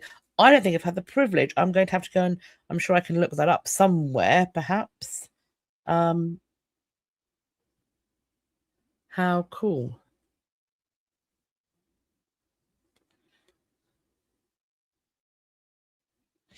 Julesy asks, is the bracelet in the picture of the side still around an arm?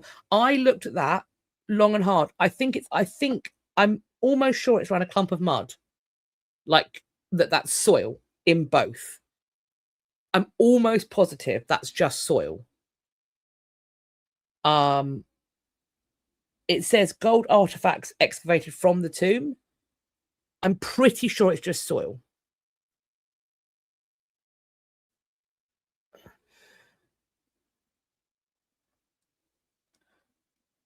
I'm fairly comfortable. And I don't think that's a grill in the one above it. I think that's also a bangle that's also just in soil. I did, when I looked at it, I was like, I sort of stopped myself and went, oh, hang on, have I got this wrong? Because as we know, I don't show human remains. And when I first saw it and cut and paste and copied and pasted, I was like, no, that's fine. And then I looked at it again on my iPad and I'm like, oh, I don't think it is, though. I don't think so. Okay. Now, this almost went ding dong, but he's done the right thing. So I didn't ding dong him. I've put him in new news.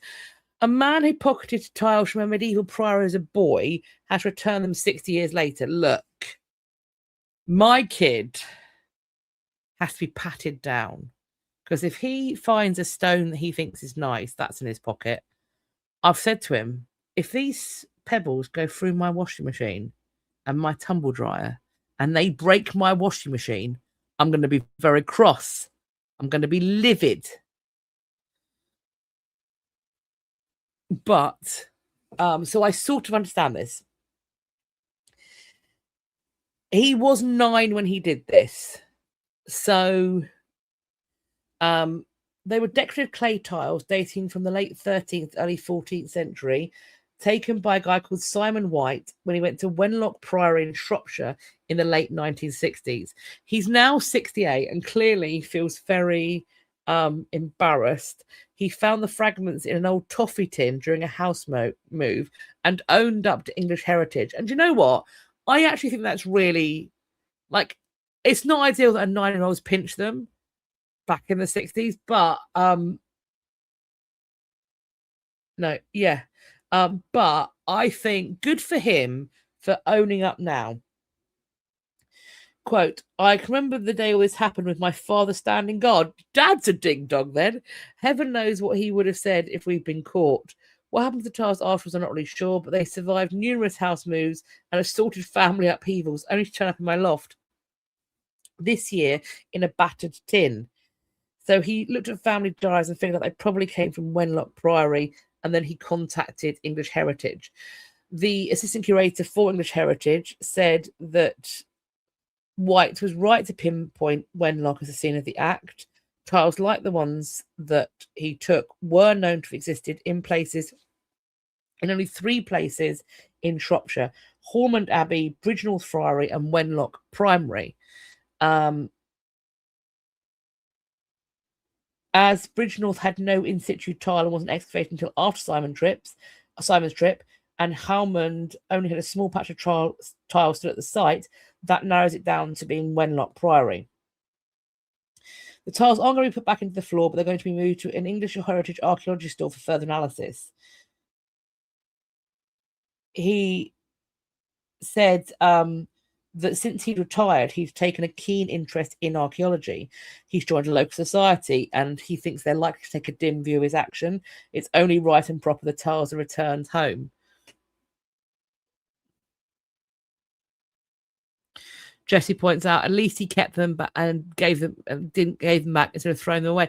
Yeah, I think that's the thing is, I think when that many years elapse, you might think, oh, I can't bring myself to confess to this. I can understand that. It's very human. So actually, I think he should get some praise for being, he forgot they were probably even there. He found the tin and went, oh my gosh, I know I've pinched these from somewhere. They should definitely go back. He when you learn more, you do better. You learn, the more you know, the better you do, right? And yeah, Weezy, he was only 9. And to be honest, the stuff that was going on in heritage sites in the 60s, enough to make one's heart arrest. And I tell you, there's a picture of things going on at Hampton Court Palace, early photographs. I'm not quite sure of the exact date, but in the Great Hall, for example, there are benches silent inward scream. There are benches where their backs are very clearly up against the Abraham tapestries. God bless. God bless. When I saw that, I had a small conniption. I mean, I say small. I was like, I was showing everybody that would look. I was like, will you see what they've done here? Can you believe it? Steve points out, you could climb on the stones at Stonehenge back then. Oh boy, okay. Wow, good times. Good times. This is really interesting. Medieval manuscripts would not have been silent. A study finds that images triggered sounds in viewers' minds. I don't understand this. I'll be so for real, but I think it's fascinating. So this is basically pointing out this medieval art is not supposed to be experienced as a silent visual display, according to this new study. Instead, images that you find in religious settings like churches, cathedrals, and pilgrimage centres would have triggered imagined sounds in the minds of viewers. So there are more sensory experiences being triggered by effectively static pictures. So this is being published in the journal Religions. And the scholar has been looking at the Harley roll. This is preserved in the British Library. And it tells the story of St. Guthlac through 18 circular illustrations. The Harley roll has been compared with earlier written biographies of Guthlac, and the comparison showed the scroll's illustrator did more than simply copy material. In some scenes, visual details were added that seemed designed to bring familiar sounds to mind. So, for example, travelling by boat to Crowland or Crowland. In early texts, this is described only briefly, but in the roll, it's been expanded visually with curved waves, angled sails, moving oars, suggesting the splash of water, the creaking of wood, the ropes tightening in the wind, the rhythm of rowing. For medieval viewers, particularly those familiar with the river or coastal travel, this would have had really strong associations. There's another one where you see Guthlac building his dwelling. The accounts mention only a modest structure, but the scroll depicts a much busier construction process, with labourers carrying stone and working with tools. So wood hammering, scraping, repeated sounds of building activity have been heard in the mind. The evidence suggests that these construction details reflected architecture more familiar to 12th century audiences than to Guthlac's own earlier period. This process, they believe, helped create what Brooks is describing as a framework of a, quote, sound milieu, an immersive sensory environment shaped by sound sources, listeners, and surrounding vibrations. In medieval pilgrimage settings, this imagined layer of sound blended with real environmental noise. So this potentially means that for medieval worshippers standing inside a church or a monastery, an image of a saint was not a quiet object on a page or a wall. It was part of a larger sensory setting, one shaped by movement, ritual, architecture, and the sounds people carried in their own minds. And while I don't think I fully comprehend what this would be like, I think I have an idea. And the one thing it makes me think of is that this just is another layer of assault, of destruction, of the reshaping of the mind that comes with Reformation. Right?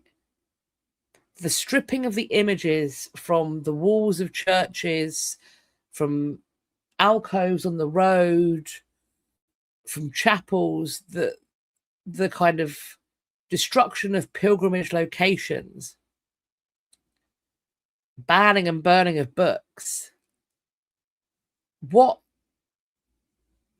did the post-Reformation world feel quieter to people experiencing it? Because you sort of think about the various forms of loss and or shift that might have gone on. But was the stripping also a silencing? Brian points out that between this and the old English poem, the medieval times were noisier than imagined. Yeah, I mean, look, it's brighter than you imagine. Massive primary colours. On the furniture, on yourself if you could afford it. So super bright colours. Lots of smells, and not bad smells, but food cooking and perfumed water if you were wealthy enough to wash your hands and your face in. The feel of linen on your body, sleeping in linen, etc. The sound of the rustle of your mattresses moving as you roll to get comfortable. But yeah, music and reading aloud and conversation and poems and just constant. No one's alone, right? Unless you live as a hermit, no one's alone. Kings aren't alone. They don't sleep alone. They don't poop alone. No one's alone. There's always a constant hubbub of sound. Just sound and visual, and that goes all the way through. This notion of people having separate bedrooms and privacy and lockable doors, that is a incredibly modern invention. And I mean, even well into the sort of early decades, mid decades of the 20th century, only the sort of incredibly wealthy would have their own bedrooms and their children would have their own bedrooms. The sorts of people where their children get sent to boarding school, for the majority of people, they're all sharing beds. Kids are sharing beds, sometimes with just the kids, sometimes with parents as well. I mean, it's the natural human thing. It's been much more natural for human beings to co-sleep and bed share than for people to have individual bedrooms. That is a decades old experience.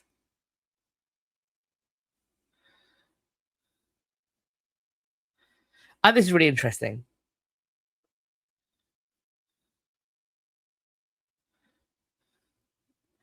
Miss Amy, I can see the argument, but could only be possible for those viewers who experienced those sounds before.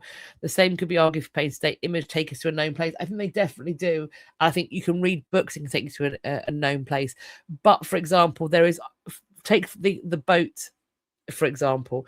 I think that is potentially a more universal experience for people at that time than it would be for us, because they are moving by river. They are sometimes the quickest way to get around somewhere is by sea. And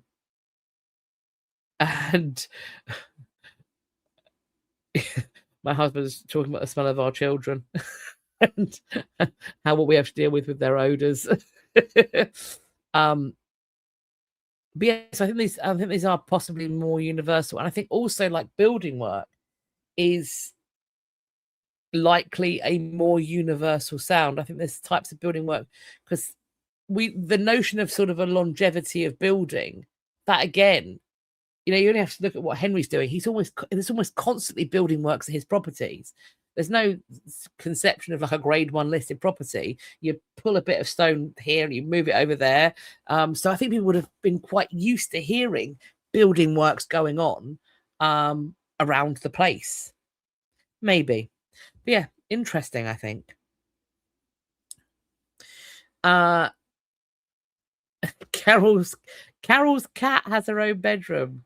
I mean, as we all know, it's a cat's world. We just live in it.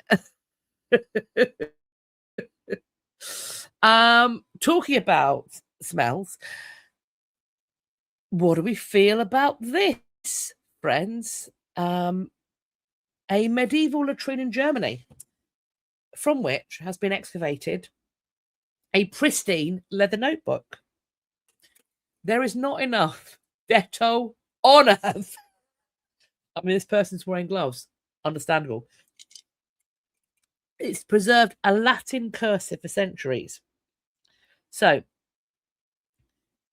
this is archaeologists working for the Westphalia Lippe Regional Association, or the LWL, and they've been excavating medieval latrines. They've done 5. I mean, what a weird niche to have, but good luck to you. From the dank chambers, they found this 800-year-old pocket notebook, 10 pages in near perfect condition. It's made... Steve, don't lick the archaeology, particularly if it's come out of a latrine. No. Brian, is it a wallet? No, it's a leather bound. So it's a decorative leather bound notebook. So what we've got here is a booklet made of wood and wax, bound in a leather cover that's embossed with lilies. The binding is tight enough that it protected the inner pages from the surrounding contaminants. That's a nice way of putting it, over the centuries. So inside they found the legible writing. Apparently it's not easy to decipher, even for experts in the field. Individual words are recognizable, but the transcription is going to take some time, as some words might have been corrupted by incorrect spellings. Same, babe. Same. The wax layers of the pages would allow the writer to erase what they've written using the flat end of a stylus. So there's a quick scan that seems that there are records of business transactions, so perhaps this belongs to a merchant. Certainly, this is it's a decorated piece, right? It's not free to decorate leather. Do you know what I mean? There is a plan to fully transcribe the book after analysing all of its materials. It's in Latin, so they think upper class owner. And also the social status of the latrine users, they find scraps of silk fabric being used as toilet paper. Good Lord. Okay. For archaeologists, we're told latrines are almost always a treasure trove. What a time to be alive. Wow. Apparently, the humidity and soil conditions of the region, combined with the airtight nature of the chambers, result in the perfect environment for preserving such delicate artifacts. So it wasn't anything that was preserved. Even after many centuries in the ground, the latrine fire still had a rather unpleasant odour. What a shock. What a shock.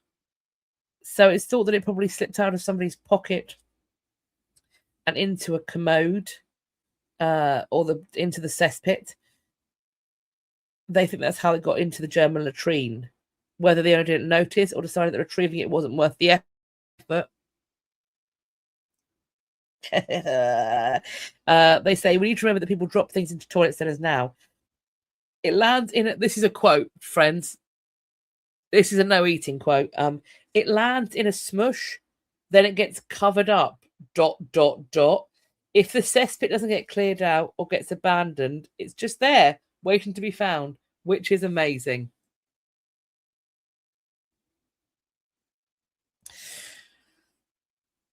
I look forward to reading the transcription through my computer, and nowhere. This is, do you know what? This is why I'm glad we have digitized things, because I'm going to be so for real. This is not an object that I need to handle. No, thank you. No, thank you. But I'm glad they found it. There we are. I don't know how I feel about this one. I don't know. So this has been doing the rounds. I've been sent this a lot. It's been obviously a topic of conversation. May is the anniversary of Anne Boleyn's death. If you follow history, then no doubt you will have seen, usually starting on or around the 1st of May, the countdown to her execution. It's like a very strange advent calendar that tends to go on every year, where we get the day by day of what's going on for Anne Boleyn. I've started calling it the Anvent calendar among my friends, but I've told you now, so there we go. So it's thought a computer science team believes they have used a facial recognition software to look at these, and they think they have found that this one is Anne Boleyn. This is led by the University of Bradford, and they call the discovery exciting. And they believe that the methodology could be used to replicate the behaviour for more art detective work. However, the art history community is sceptical, to say the least. So Dr. Charlotte Boland, who is a senior curator for 16th century collections at the National Portrait Gallery that is not involved in this study, says, quote, "We don't have a lifetime painted portrait of her that's absolutely secure. A wonderful painting that we can use as a reference point. Her reign wasn't necessarily long enough for an established iconography, and there is a tantalizing suggestion that some of her images might have been deliberately destroyed. So no known surviving paintings in her lifetime, a handful, though, of lifelike yet contested depictions left. Brian asks, isn't this normally attributed to being Amelia of Cleves, sister of Anne of Cleves? It has been previously, yes.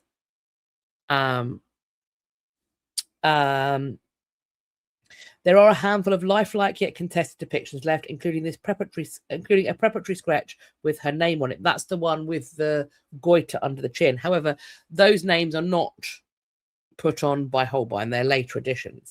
This is the portrait drawings made by Hans Holbein the Younger.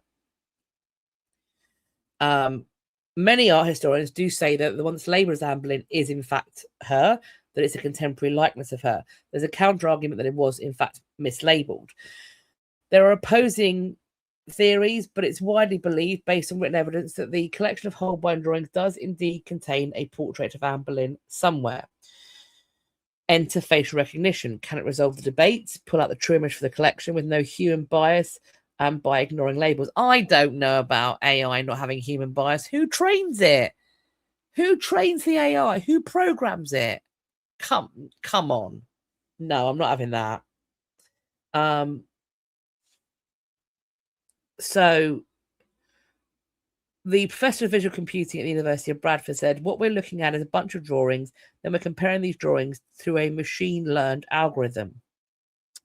A computer system took all the digital copies of the drawings in Holbein's collection and compared each one to the next in turn, looking for and comparing facial features to see if it could flesh out the correct sketch of the doomed Tudor Queen.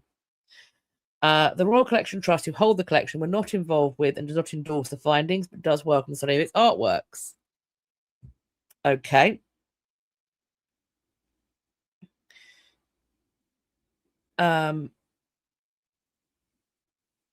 So Karen Davis, independent historian and lead author of the research, says, quote, the result has shocked us completely.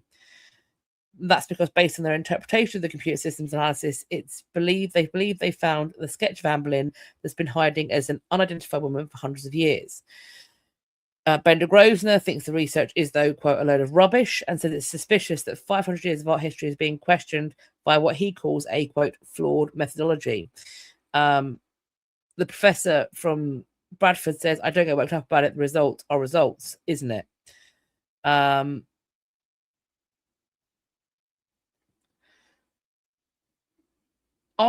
Look, I don't know enough about facial recognition to know what this is, but equally, these are drawings, right? They're not. These are drawings rather than images, photographs, videos, real faces.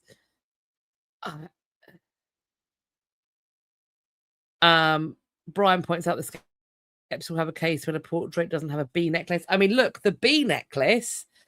There are some people who, I mean, I have a question about that, the displaying of the bee necklace, that famous bee necklace. We don't have it listed. We know that Anne Boleyn has some kind of like necklaces with lettering on them, but there's a question as to whether the bee necklace is actually hers. There are some people that suggest that actually the bee necklace really belonged to Mary Tudor, Henry's sister, and that it's a reference to her being the wife of Charles Brandon. I don't know. I don't know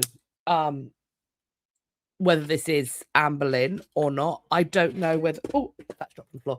I don't know whether or not a computer program using facial recognition is reliable when used on a painting. I don't know if it is able to be replicated in that way. What I will say is that this sort of challenging gaze that we're seeing here in this image, and also the quite unusual, I'm not quite sure what that headwear is supposed to be, but it's quite unusual, and it doesn't seem to me to be traditionally English.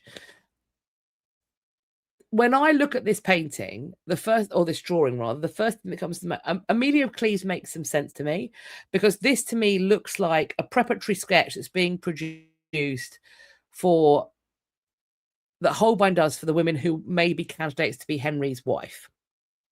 I think it dates from that time. I think it's around the time that it connects to Anne of Cleves, Amelia of Cleves, maybe Christina of Denmark, etc., etc., etc.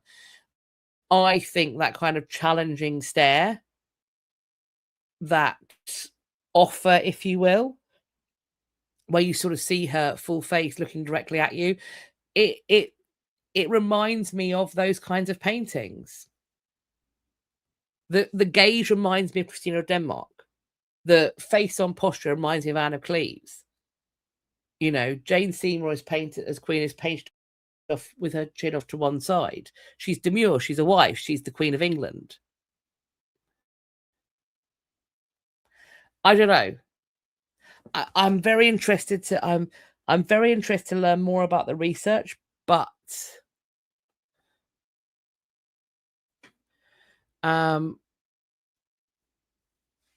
eat her back. I heard another Tudor historian say that her headdress is a flat cap with the brim folded over around a coif. I find it difficult to see. I mean, so do I. I can see the coif, obviously, but that's not how those bonnets are drawn in this time. And like we only have to look at there's a bust portrait of Kathryn Parr where it's very clear that it's a bonnet. They're drawing them all the time. Men wear them.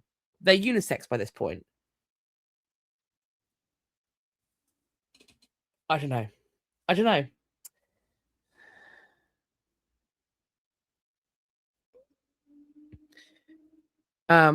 Brian says maybe one of the researchers would agree to chat on one of the channels. I mean, possibly. I think that the issue is I'd be very happy to talk to them, but I don't know enough about AI to know. I mean, I'm sure they understand it where they could talk to me about it, and I'd be like, yeah, that sounds very viable. But then somebody who knows more about AI would be like, yeah, but you've not thought about this thing, that's the other thing. So I would sort of need to talk about people who were like very skeptical about it and very positive about it, because I don't know enough about this. I don't think, in my heart of hearts, I don't think that Henry VIII allowed any image or anything connected to Anne Boleyn to survive. Certainly not willingly. These collection of works are in the royal collection. They're not just floating around. I don't. There would have been a portrait sketch of Anne Boleyn made by Holbein. I don't think it survives long after she is killed, like her portraits. That's my personal opinion.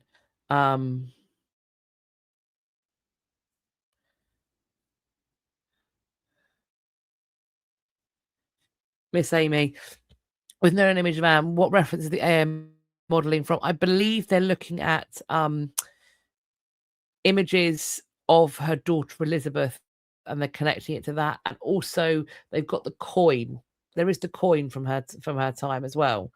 But yeah, I think that's a preparatory work for marriage, for a precursor to a marriage negotiation. That's what I see when I see it. I don't think this is something that's being painted of somebody who is already Queen of England or the soon to be wife of the king. I think Brian points out they're also using Howard Cousins by Holbein as well. I think we want it to be Anne because she looks dark. The hair looks dark, the eyes look dark, so that's very much fits in with with who we think we think she looked like. But also I think there's something in that unflinching stare that speaks to us as who we want Anne Boleyn to be. This is, of all of the sketches, I said it at the time when I made my video on these sketches, this is the one that feels the most modern. It feels the most contemporary. It feels like she could step directly out of that image and come and have a cup of coffee with you. Do you know what I mean? And so for all of those reasons, we want this to be Anne. That doesn't make it Anne, though.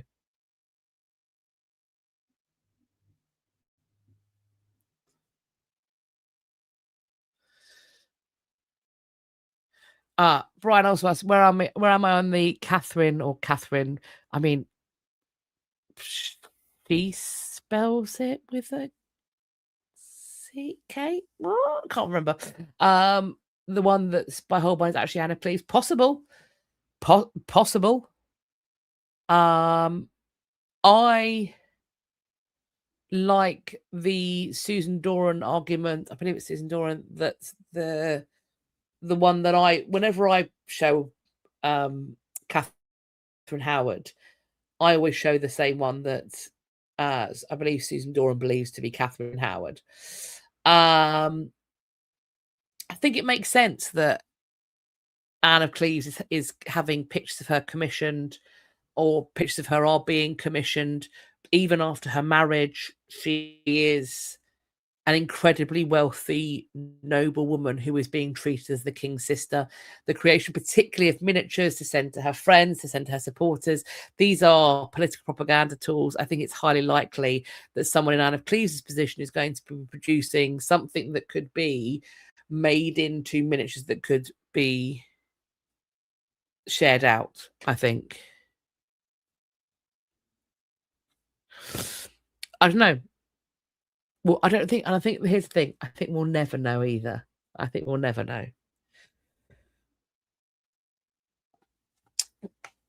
So this painting went from Hitler's Munich apartment to an American journalist's home to the National Gallery in London. An overlooked photograph from an old German auction book has shed a new light on the mysterious history of a painting at London's National Gallery. Discovered in a furniture catalogue from 1978, there's a grainy black and white image captured sometime in the early 1940s, and it appears innocuous at first. The artwork, Cupid Complaining to Venus, an early 16th century masterpiece by Lucas Cranach the Elder. But this is not just any Munich apartment. This is Adolf Hitler's home, paid for with help from the publishers of his manifesto Mein Kampf. The painting's appearance in the 1978 catalogue was overlooked until recently. But now it's the strangest link between the German dictator and this painting. How Hitler acquired the artwork and what happened to it between the fall of Nazi Germany and the 1963 acquisition by the National Gallery is, though, still being unravelled.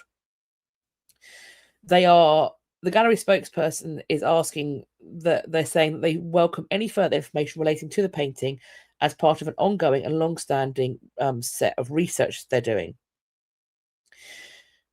The painting sold at auction in Berlin in 1909, but little else has been confirmed about its history and what its path was to getting to Hitler. It seems that he acquired it in 1935, perhaps part of a forced sale or through an outright seizure from a Jewish collector. In the later 1930s, a British journalist, George Ward Price, who visited Hitler's home, noted that he had, quote, recently acquired a Cranach and 2 Bruegels for his Munich flat. Several years ago, Schwartz found an album of photos in Hitler's art collection, which included Cupid Complaining to Venus.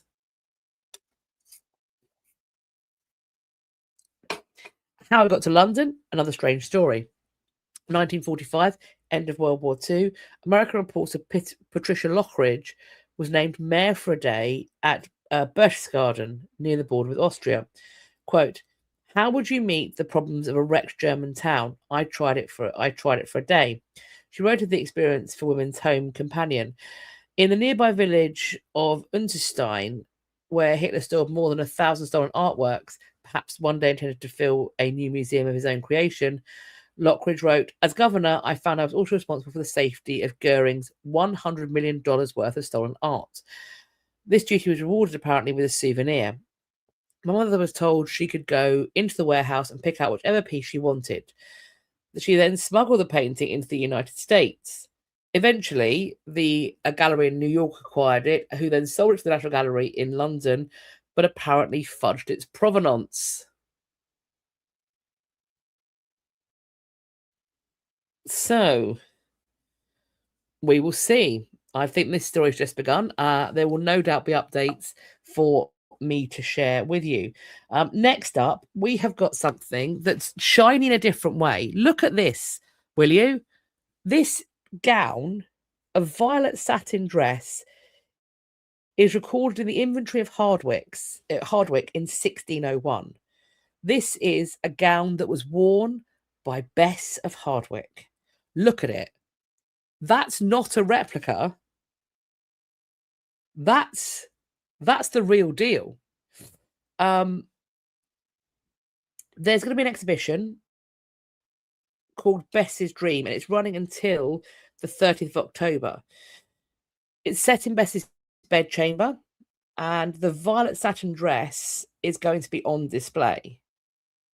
It's just extraordinary that this has survived, and the condition, the color, the fact that this textile hasn't been recut, the fact that it hasn't been repurposed, the fact that it's been allowed to survive is incredible in itself. The fact that the color looks as pristine as it does, that it's a whole garment.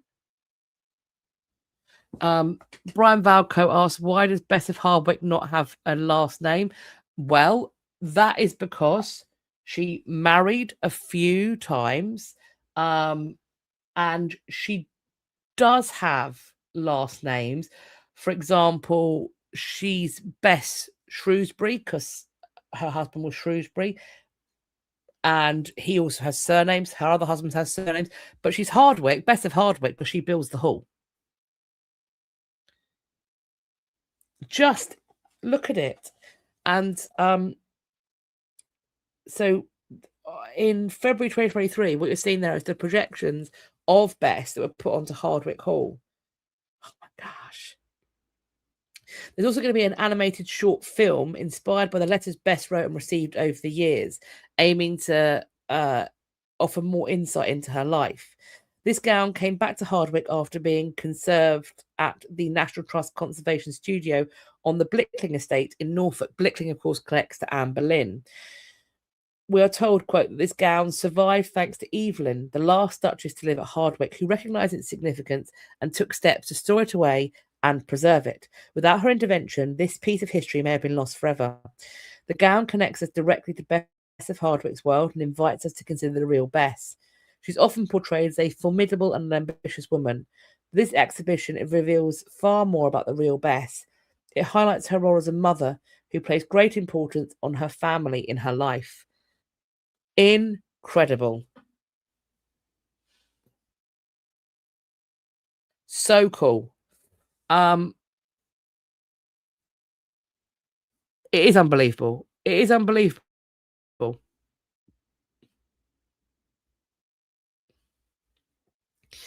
A 17th century supercomputer has sold for a record amount in an auction. This is an astrolabe, a brass astrolabe. It dates the 17th century, once part of the royal collection of Jaipur city in Western India. It has been sold for more than £2 million. That's $2.75 million at auction in London. This has set a record for the auction of an astronomical instrument from the Islamic world, according to a representative from Sotheby's. This is apparently one of the largest in existence. These are astrolabes and metal discs, multi-layered, interlocking components that historically were used to tell the time, map the stars, and show the direction of Mecca and the motion of the sky. They're basically a two-dimensional projection of a three-dimensional universe.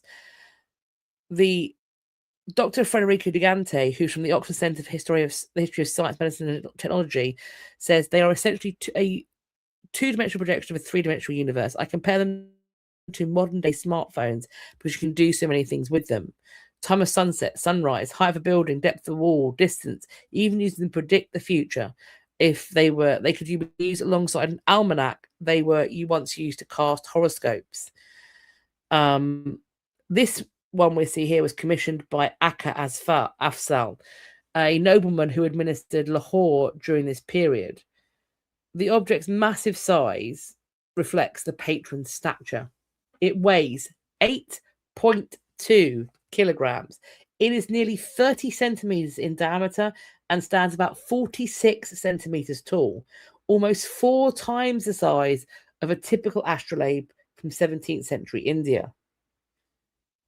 Sotheby's has said before the auction that the piece's pristine condition and raw provenance was expected to attract keen interest from museums and collectors. This broke the record held by an Ottoman astrolabe that was made for Sultan Bayezid III, which was a much smaller piece. It sold in 2014 for just under £1 million. So cool. This piece apparently contains 94 cities inscribed within it, each marked with their respective longitudes and latitudes, with 38 star pointers linked by an intricate floral tracery. There are 5 precision calibrated plates and degree divisions so fine they are subdivided down to 1/3 of a degree. Good Lord.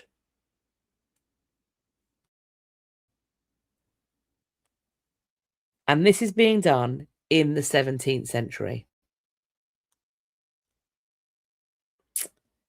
Wow.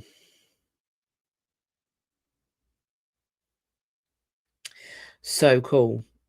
I don't know who's bought this. Scarlett says, please let it go to a museum. Yeah, I can't see who's bought it.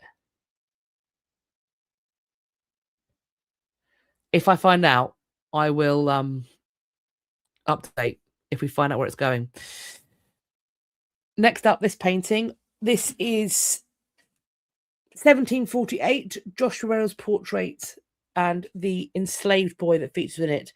The story of this enslaved boy has now come out.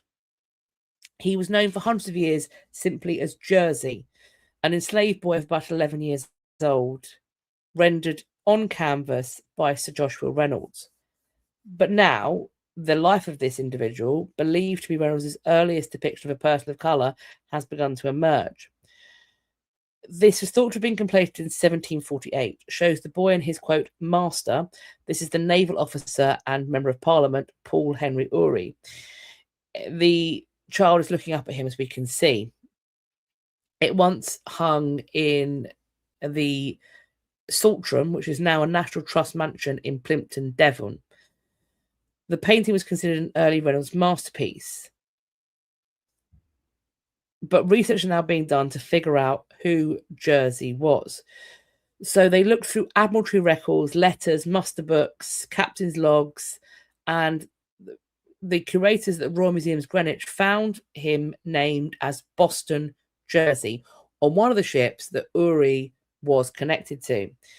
They believe he might have been given the surname Jersey because Urey was born in the Channel Islands. It's possible he had his first name because he'd once lived in Boston, Massachusetts.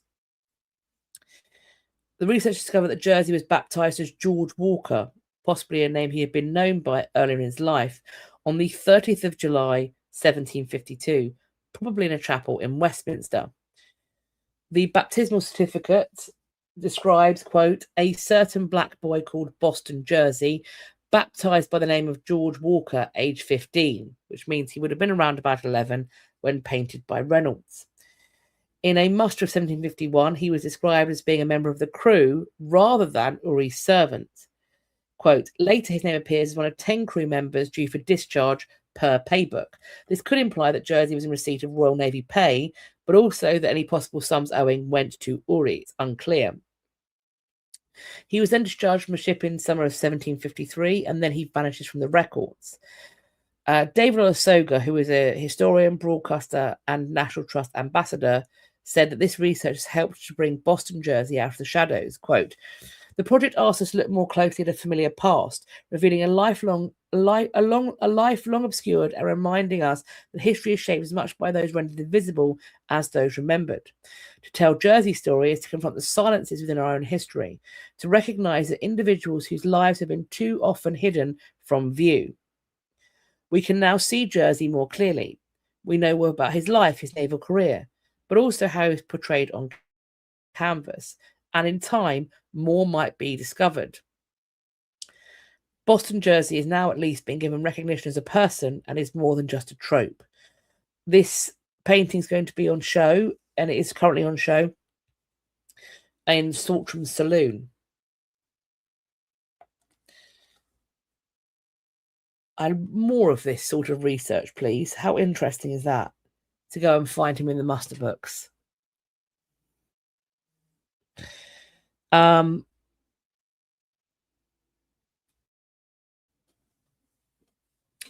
new crannog has been unveiled 5 years after a blaze. This is an Iron Age crannog, has been unveiled after a fire destroyed the previous incarnation. The Scottish Crannog Centre on the banks of Loch Tame burned down in June 2021. Work began to rebuild it in May 2023. With work on the £700,000 crannog, which is a type of ancient artificial island, beginning the following October. The recreated Iron Age roundhouse was destroyed in just 6 minutes in the 2021 blaze. The rebuilt £5 million Crannog Centre, minus its centrepiece, reopened in April 2024 on a new site, 12 times bigger than its predecessor. The new crannog has been built by a team of specialist craftspeople and apprentices, 8 of them working in 2 teams at one time. They use traditional skills, including roundwood timber farming and thatching, to complete the structure. This crannog was reportedly, quote, very much in keeping with a dwelling place inhabited by prehistoric ancestors, using the materials they would have used. It does look really cool as well. This roundhouse is the part of the structure where people lived. It's about 8 meters or 26 feet high and is reached by a 50-meter or 160-foot bridge. Quote, aside from the crannog itself, they've got a number of thatched buildings in which our team demonstrates traditional skills such as weaving, blacksmithery, woodworking to our visitors, keeping these crafts alive and introducing them to new generations. That is so cool. If anybody gets a chance to go and see this, let us know. I think I want to go and see this. That's so cool. Brian, have I visited Ireland? I've been to Dublin. I went on a tour looking at, and we talked about the Easter Rising, so a more recent history is what I looked into there. Ireland, and I've also been to Belfast as well, and we went to the dockyards at Belfast, so much more kind of contemporary history to me, but very cool. I want to go back. And an epic Neolithic hall has been unveiled at Stonehenge. This is a replica of a 4,500-year-old Neolithic building. This is a £1 million Kuzuma Neolithic hall, constructed using historically authentic methods and locally sourced material by 100 volunteers. It's based on archaeological evidence from nearby prehistoric settlement at Durrington Walls, and it's going to open to visitors in the summer before converting into a learning space in September. How that's so cool. I love it. So they know what the trees were like. They had oak, Scots pine, ash, hazel all growing there. And they use those kind of original techniques. Oh, Lost in Space 175. I saw a time lapse of this. So cool. That is so cool.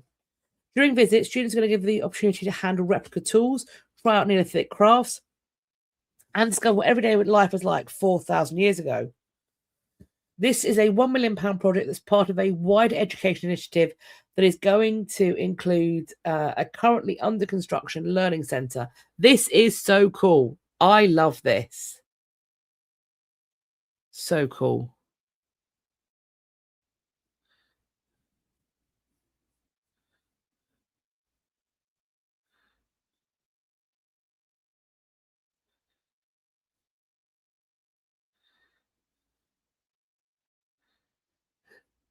Brian says, I had a great aunt who had a hat just like the roof. I want one. I want a hat like that roof. I think it would be very chic. I'd feel very fine with a hat like that. We're moving on to the ding dong portion now, pals. And the first ding dong also is not just someone being a ding dong, it also involves a ding dong. Let's go. Let's jump right in. This genius has damaged a Florentine fountain. A 28-year-old woman climbed a statue of Neptune to touch his genitals as a dare. This is a pre-wedding prank. She has caused thousands of euros worth of damage to the Neptune fountain in the Piazza di Signora. This statue was commissioned by Cosimo de' Medici, in 1559 to celebrate the marriage of his son, Francesco I, to the Grand Duchess Joanna of Austria. The basin encloses horses that pull a shell-shaped chariot to the base of the statue depicting Neptune, the Roman god of the sea. A 28-year-old tourist, whose nationality has not been disclosed, was spotted by police and quickly removed from the monument. She told them her friends had dared her to touch Neptune's genitals, according to a statement from Florence's city council. It was then inspected, and there is minor but significant damage to both legs of the horses that she had walked on and the frieze that she held on to avoid slipping. The cost is estimated to come to €5,000 or £4,340. She's been charged with defacing an artistic and architectural asset. Well done. Not the first time a tourist has tried to mount Neptune. That is an inappropriate choice of words that I really enjoy, but very, very naughty nonetheless. So this sort of stuff has happened before, but we should know better. If you're big and bold enough to be part of a wedding party, maybe you're the bride. Well done, starting married life with that debt. Brilliant work, spectacular. If we're daring our friends to do nonsense like this, I hope she either never talks to you again. Also, why are you doing dares? Stop it. Ridiculous behavior. And what an amount of damage to have done. Foolishness. Anyway, there's more ding-dongery. This one here. A fraudster tried to sell bogus ancient statues to Sotheby's, but was foiled when his fake accompanying paperwork was found to be written with printing methods that were 25 years too modern. If you're going to forge, you've got to forge all of it. Good Lord. Andrew Crowley, who at 46 is old enough to know better, frankly, came from Longwell Green, Bristol. He asked the auction house to value 3 Cycladic figures and an Anatolian stargazer statuette that he claimed he'd inherited from his grandfather. He presented fake invoices purportedly written in 1976, but forensics found they were made using printing methods invented in 2001. Venomous Care Bear. Words to live by. Don't take the dare if you don't have the bail. Words to live by. I would say I'd go one step further. This is very much a don't lick the archaeology. Don't do the dare. Don't dare your mates.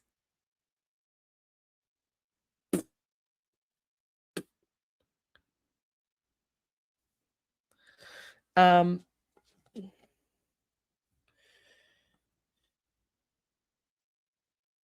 if these had been real, they would have been worth around £680,000.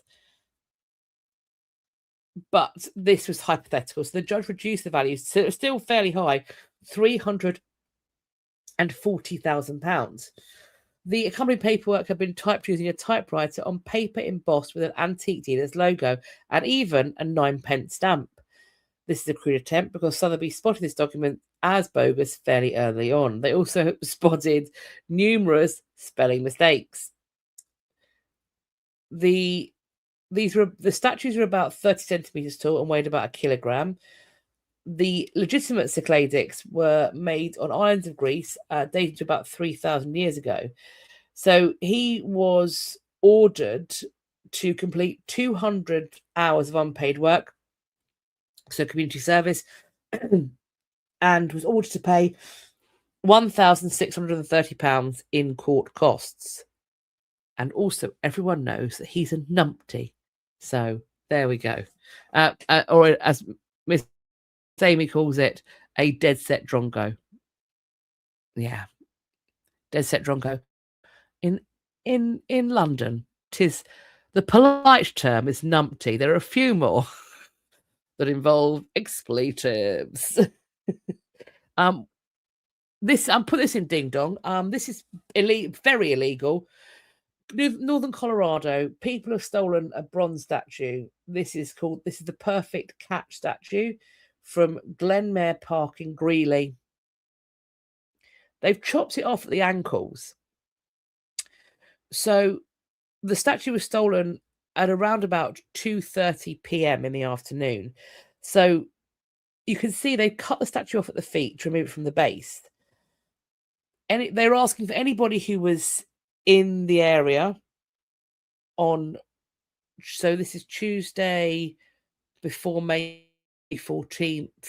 So this is the 8th of May. This is Tuesday, 8th of May, I believe. I'm very bad at maths. They're asking for people who might have security systems, dash cams, anything that might have spotted a white truck or suspicious activity between 2 and 3 p.m. They're asking scrapyards to keep a sharp eye for a material that might have been part of a statue. So if you are in the area, if you did see anybody with heavy equipment loading a large object into the park, they have got a number for you to call. Greeley Police Department's non-emergency London number, that is 970. I'm going to say that again. Greeley Police Department's non-emergency number is 970-350-9605. So if you might know something, if you might have some details, please check it out. Venomous Care Bear, that's melted by now. I fear it probably is. This looks like they knew where to take it. I agree. But if somebody might have an idea of who's responsible, then dob them in.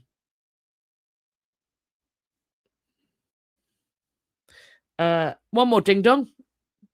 There's a video of this one rather than a whole article. Oh, Snudpuckle does point out that Greeley is a college town. So who knows? Maybe it's in a frat house or a sorority. Do they do things like that? Could this be end of term dare? Is it end of term there? Either way, dob them in. The Colorado Crafter, is bronze worth a lot of money? Yeah.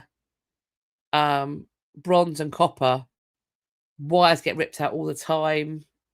Anything that's meltdownable is money to be. It's money. And if you've nicked it as well, it's money for nothing, isn't it? So this is a video that you can go and watch. The moment that somebody 30-year-old from New Zealand dives into the Trevi Fountain. You can't do that. Also, I think it is wild work to jump into really old public water that you don't know is safe to swim in. Are people aware? This is also going to be a no eating section of the amoebae. Is that how you pluralize that? We're going to go with it. The amoebae, etc., and bacteria that can live in water that can get directly into your eyeballs. Like, they can go into your eyeballs. Why are we jumping into fountains? What are we doing? No. That is how you get eye worms. Absolutely not. Prion diseases. I think if you're going to get an acquired prion disease, you sort of have to eat brain matter. But let's say it. Don't jump into the Trevi fountain. You might get an acquired prion disease. Steve, this is an A&E choice. This is an A&E choice. I'm not a fan of this behavior. Just it's so great. You're fully dressed as well. You can go back to your hotel room dripping. I mean, it's not that they don't chlorinate it, do they? They don't chlorinate it. Stop it. None of you have done this, but still, tell everybody you know to stop jumping into unidentified, unapproved bodies of water. If you're not told you can swim in it, especially it's basically still water. Sure, it's flowing through a fountain, but good God, don't go into still water.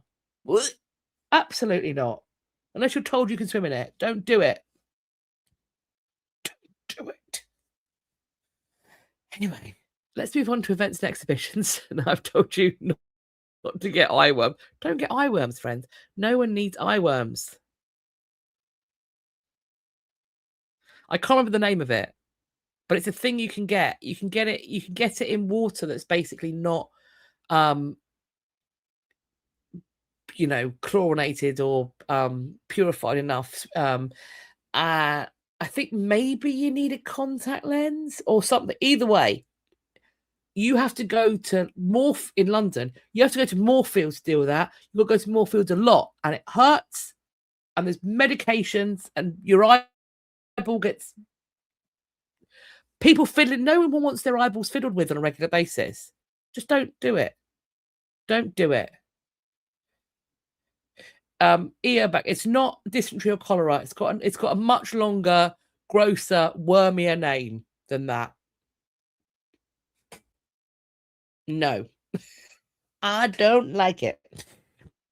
Anyway, events and exhibitions. Edinburgh.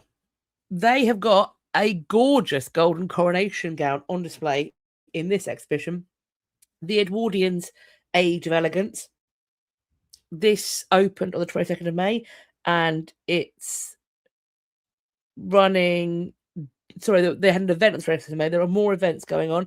They open on the 24th of April, and they're going through to the 6th of December, 2026. Oh, that is what it is called. That is what it is called. Thank you. See what I mean? It has a much wormier name. That's what it is. Thank you. It's an invisible eye worm.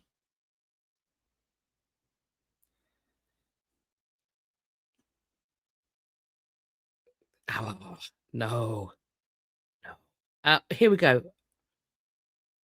And there are also brain-eating amoebas. Look, you don't want amoebas in your eyes, ears, or up your bum. Stop it. No one needs this. Oh, gross. But golden gowns in events. Here we go.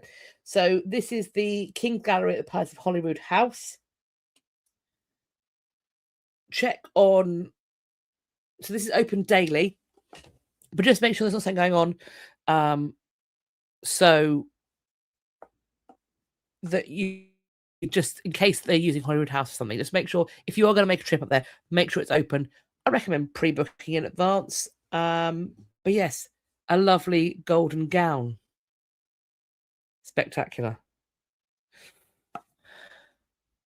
And all the way the other side of the world, Sydney, Australia, they have got the treasures of the Viking Age. They have got the Galloway Hoard on display.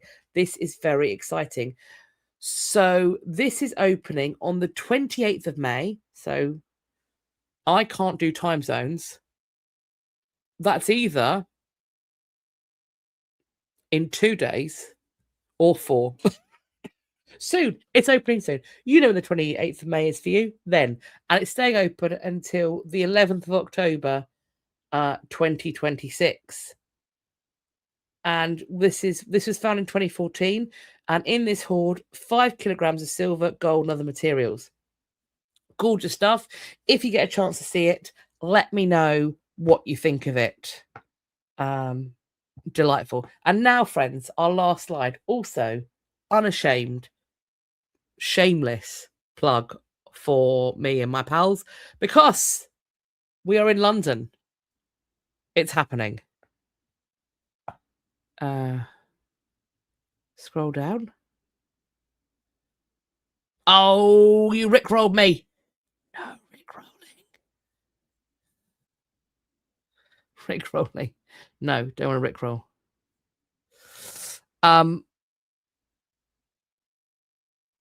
So we're doing this. We are at the Other Palace Theatre, which is, I think the nearest tube is Victoria, but check that. I come in at Victoria. And we are there from the 23rd of June to the 28th of June. We're doing all evening performances, but also a couple of matinees and early evenings. It's me and my pals. We did Brighton. It was very fun.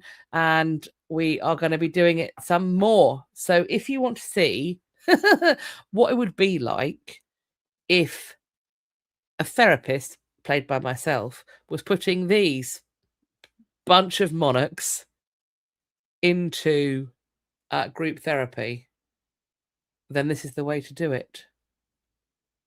Brian asked, have I ever played Queen Victoria? No, I haven't, but she is somebody that I'd like to have a go of, particularly, you know, Queen Victoria, once she's had the kids, like angry. I would like to play Queen Victoria on the precipice of her losing Albert, which might sound weird, because I think that before he died, she hated that man. And I think they had an awful marriage.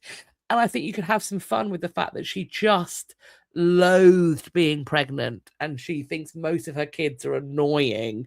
And she's just besotted by her husband, but she also hates him. So I think she'd be fun to play at that age. I think she'd be fun.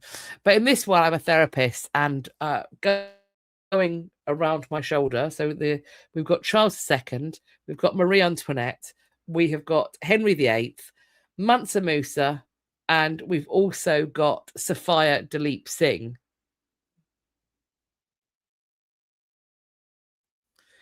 So that's who we've got.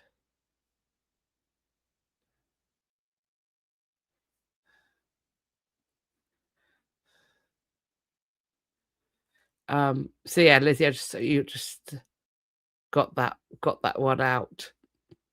Yes, so Charles II, Marie Antoinette, Henry VIII, Mansa Musa, and Sophia Dalip Singh. And it's a good time. And I love being part of this company. They are wonderful. Scarlett, how could she be besotted and hate him at the same time? Okay, maybe besotted is the PC word. I think she was very sexually interested in being with him, but they also used to have the most horrendous rows. Horrendous. It was Victoria, to me, strikes me as a person who likes you better when you're dead. She likes you better when you're dead. She likes to mourn you. The way she would go on about her poor deceased papa, who she never remembered, but she really liked thinking about him. She strikes as a person that loves to mourn you.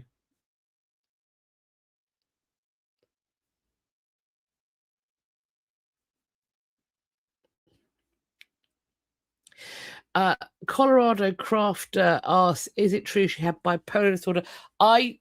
It's very difficult to retrospectively diagnose a person. I don't think so. I think she had a very disordered upbringing with the Kensington House system. And I think she was, on top of that, quite spoiled and entitled.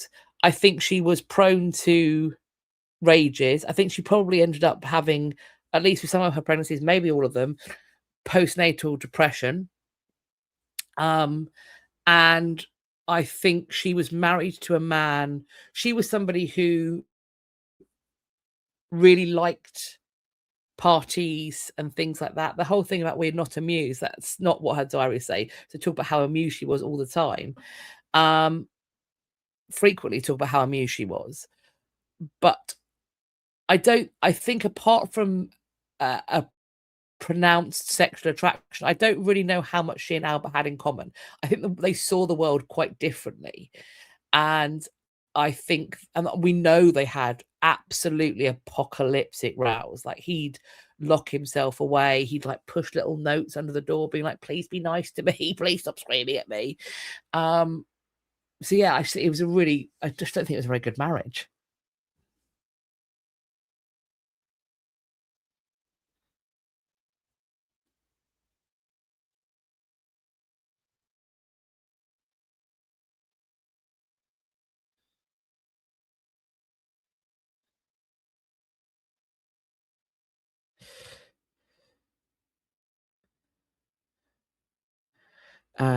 Lizzie B asked maybe for part 2, Kathryn the Great, Cleopatra, Alexander the Great.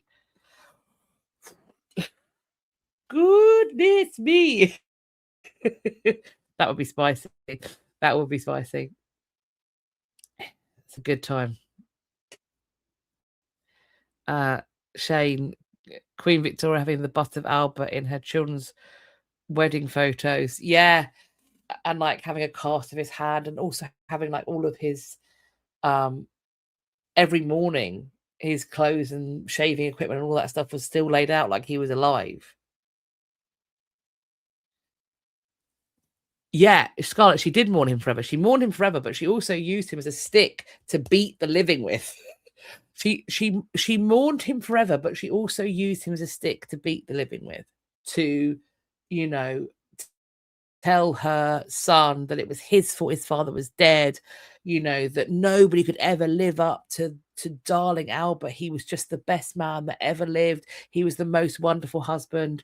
And also the sort of protracted mourning allowed her to do whatever she blimmin' well wanted.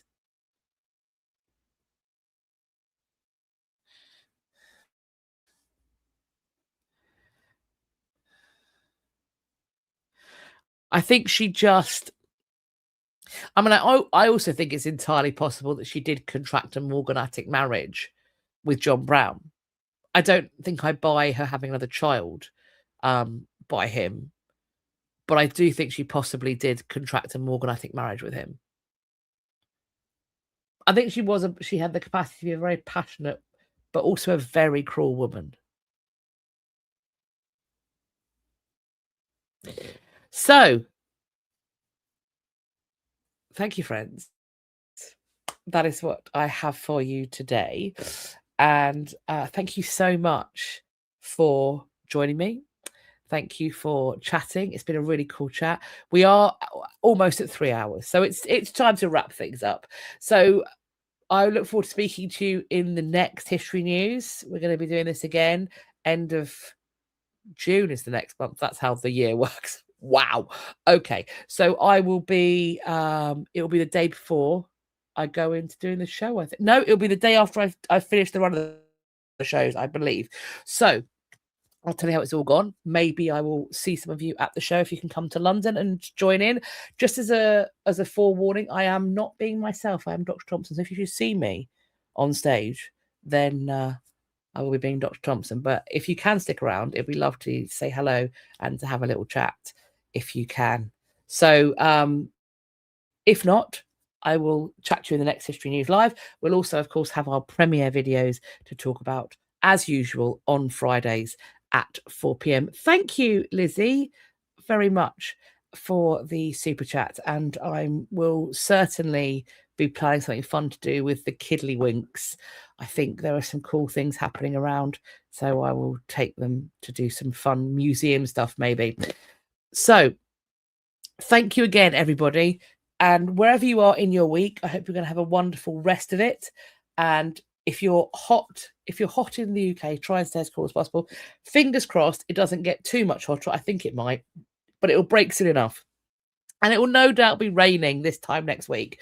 So in the meantime, please do press all the buttons, interact with this video in various ways. It does help to share the content out, and potentially as well, the more you interact with it, YouTube might tell you when I'm doing stuff. If you show them that you're watching me, maybe they'll be like, by the way, here's a notification. Who can tell? It might happen.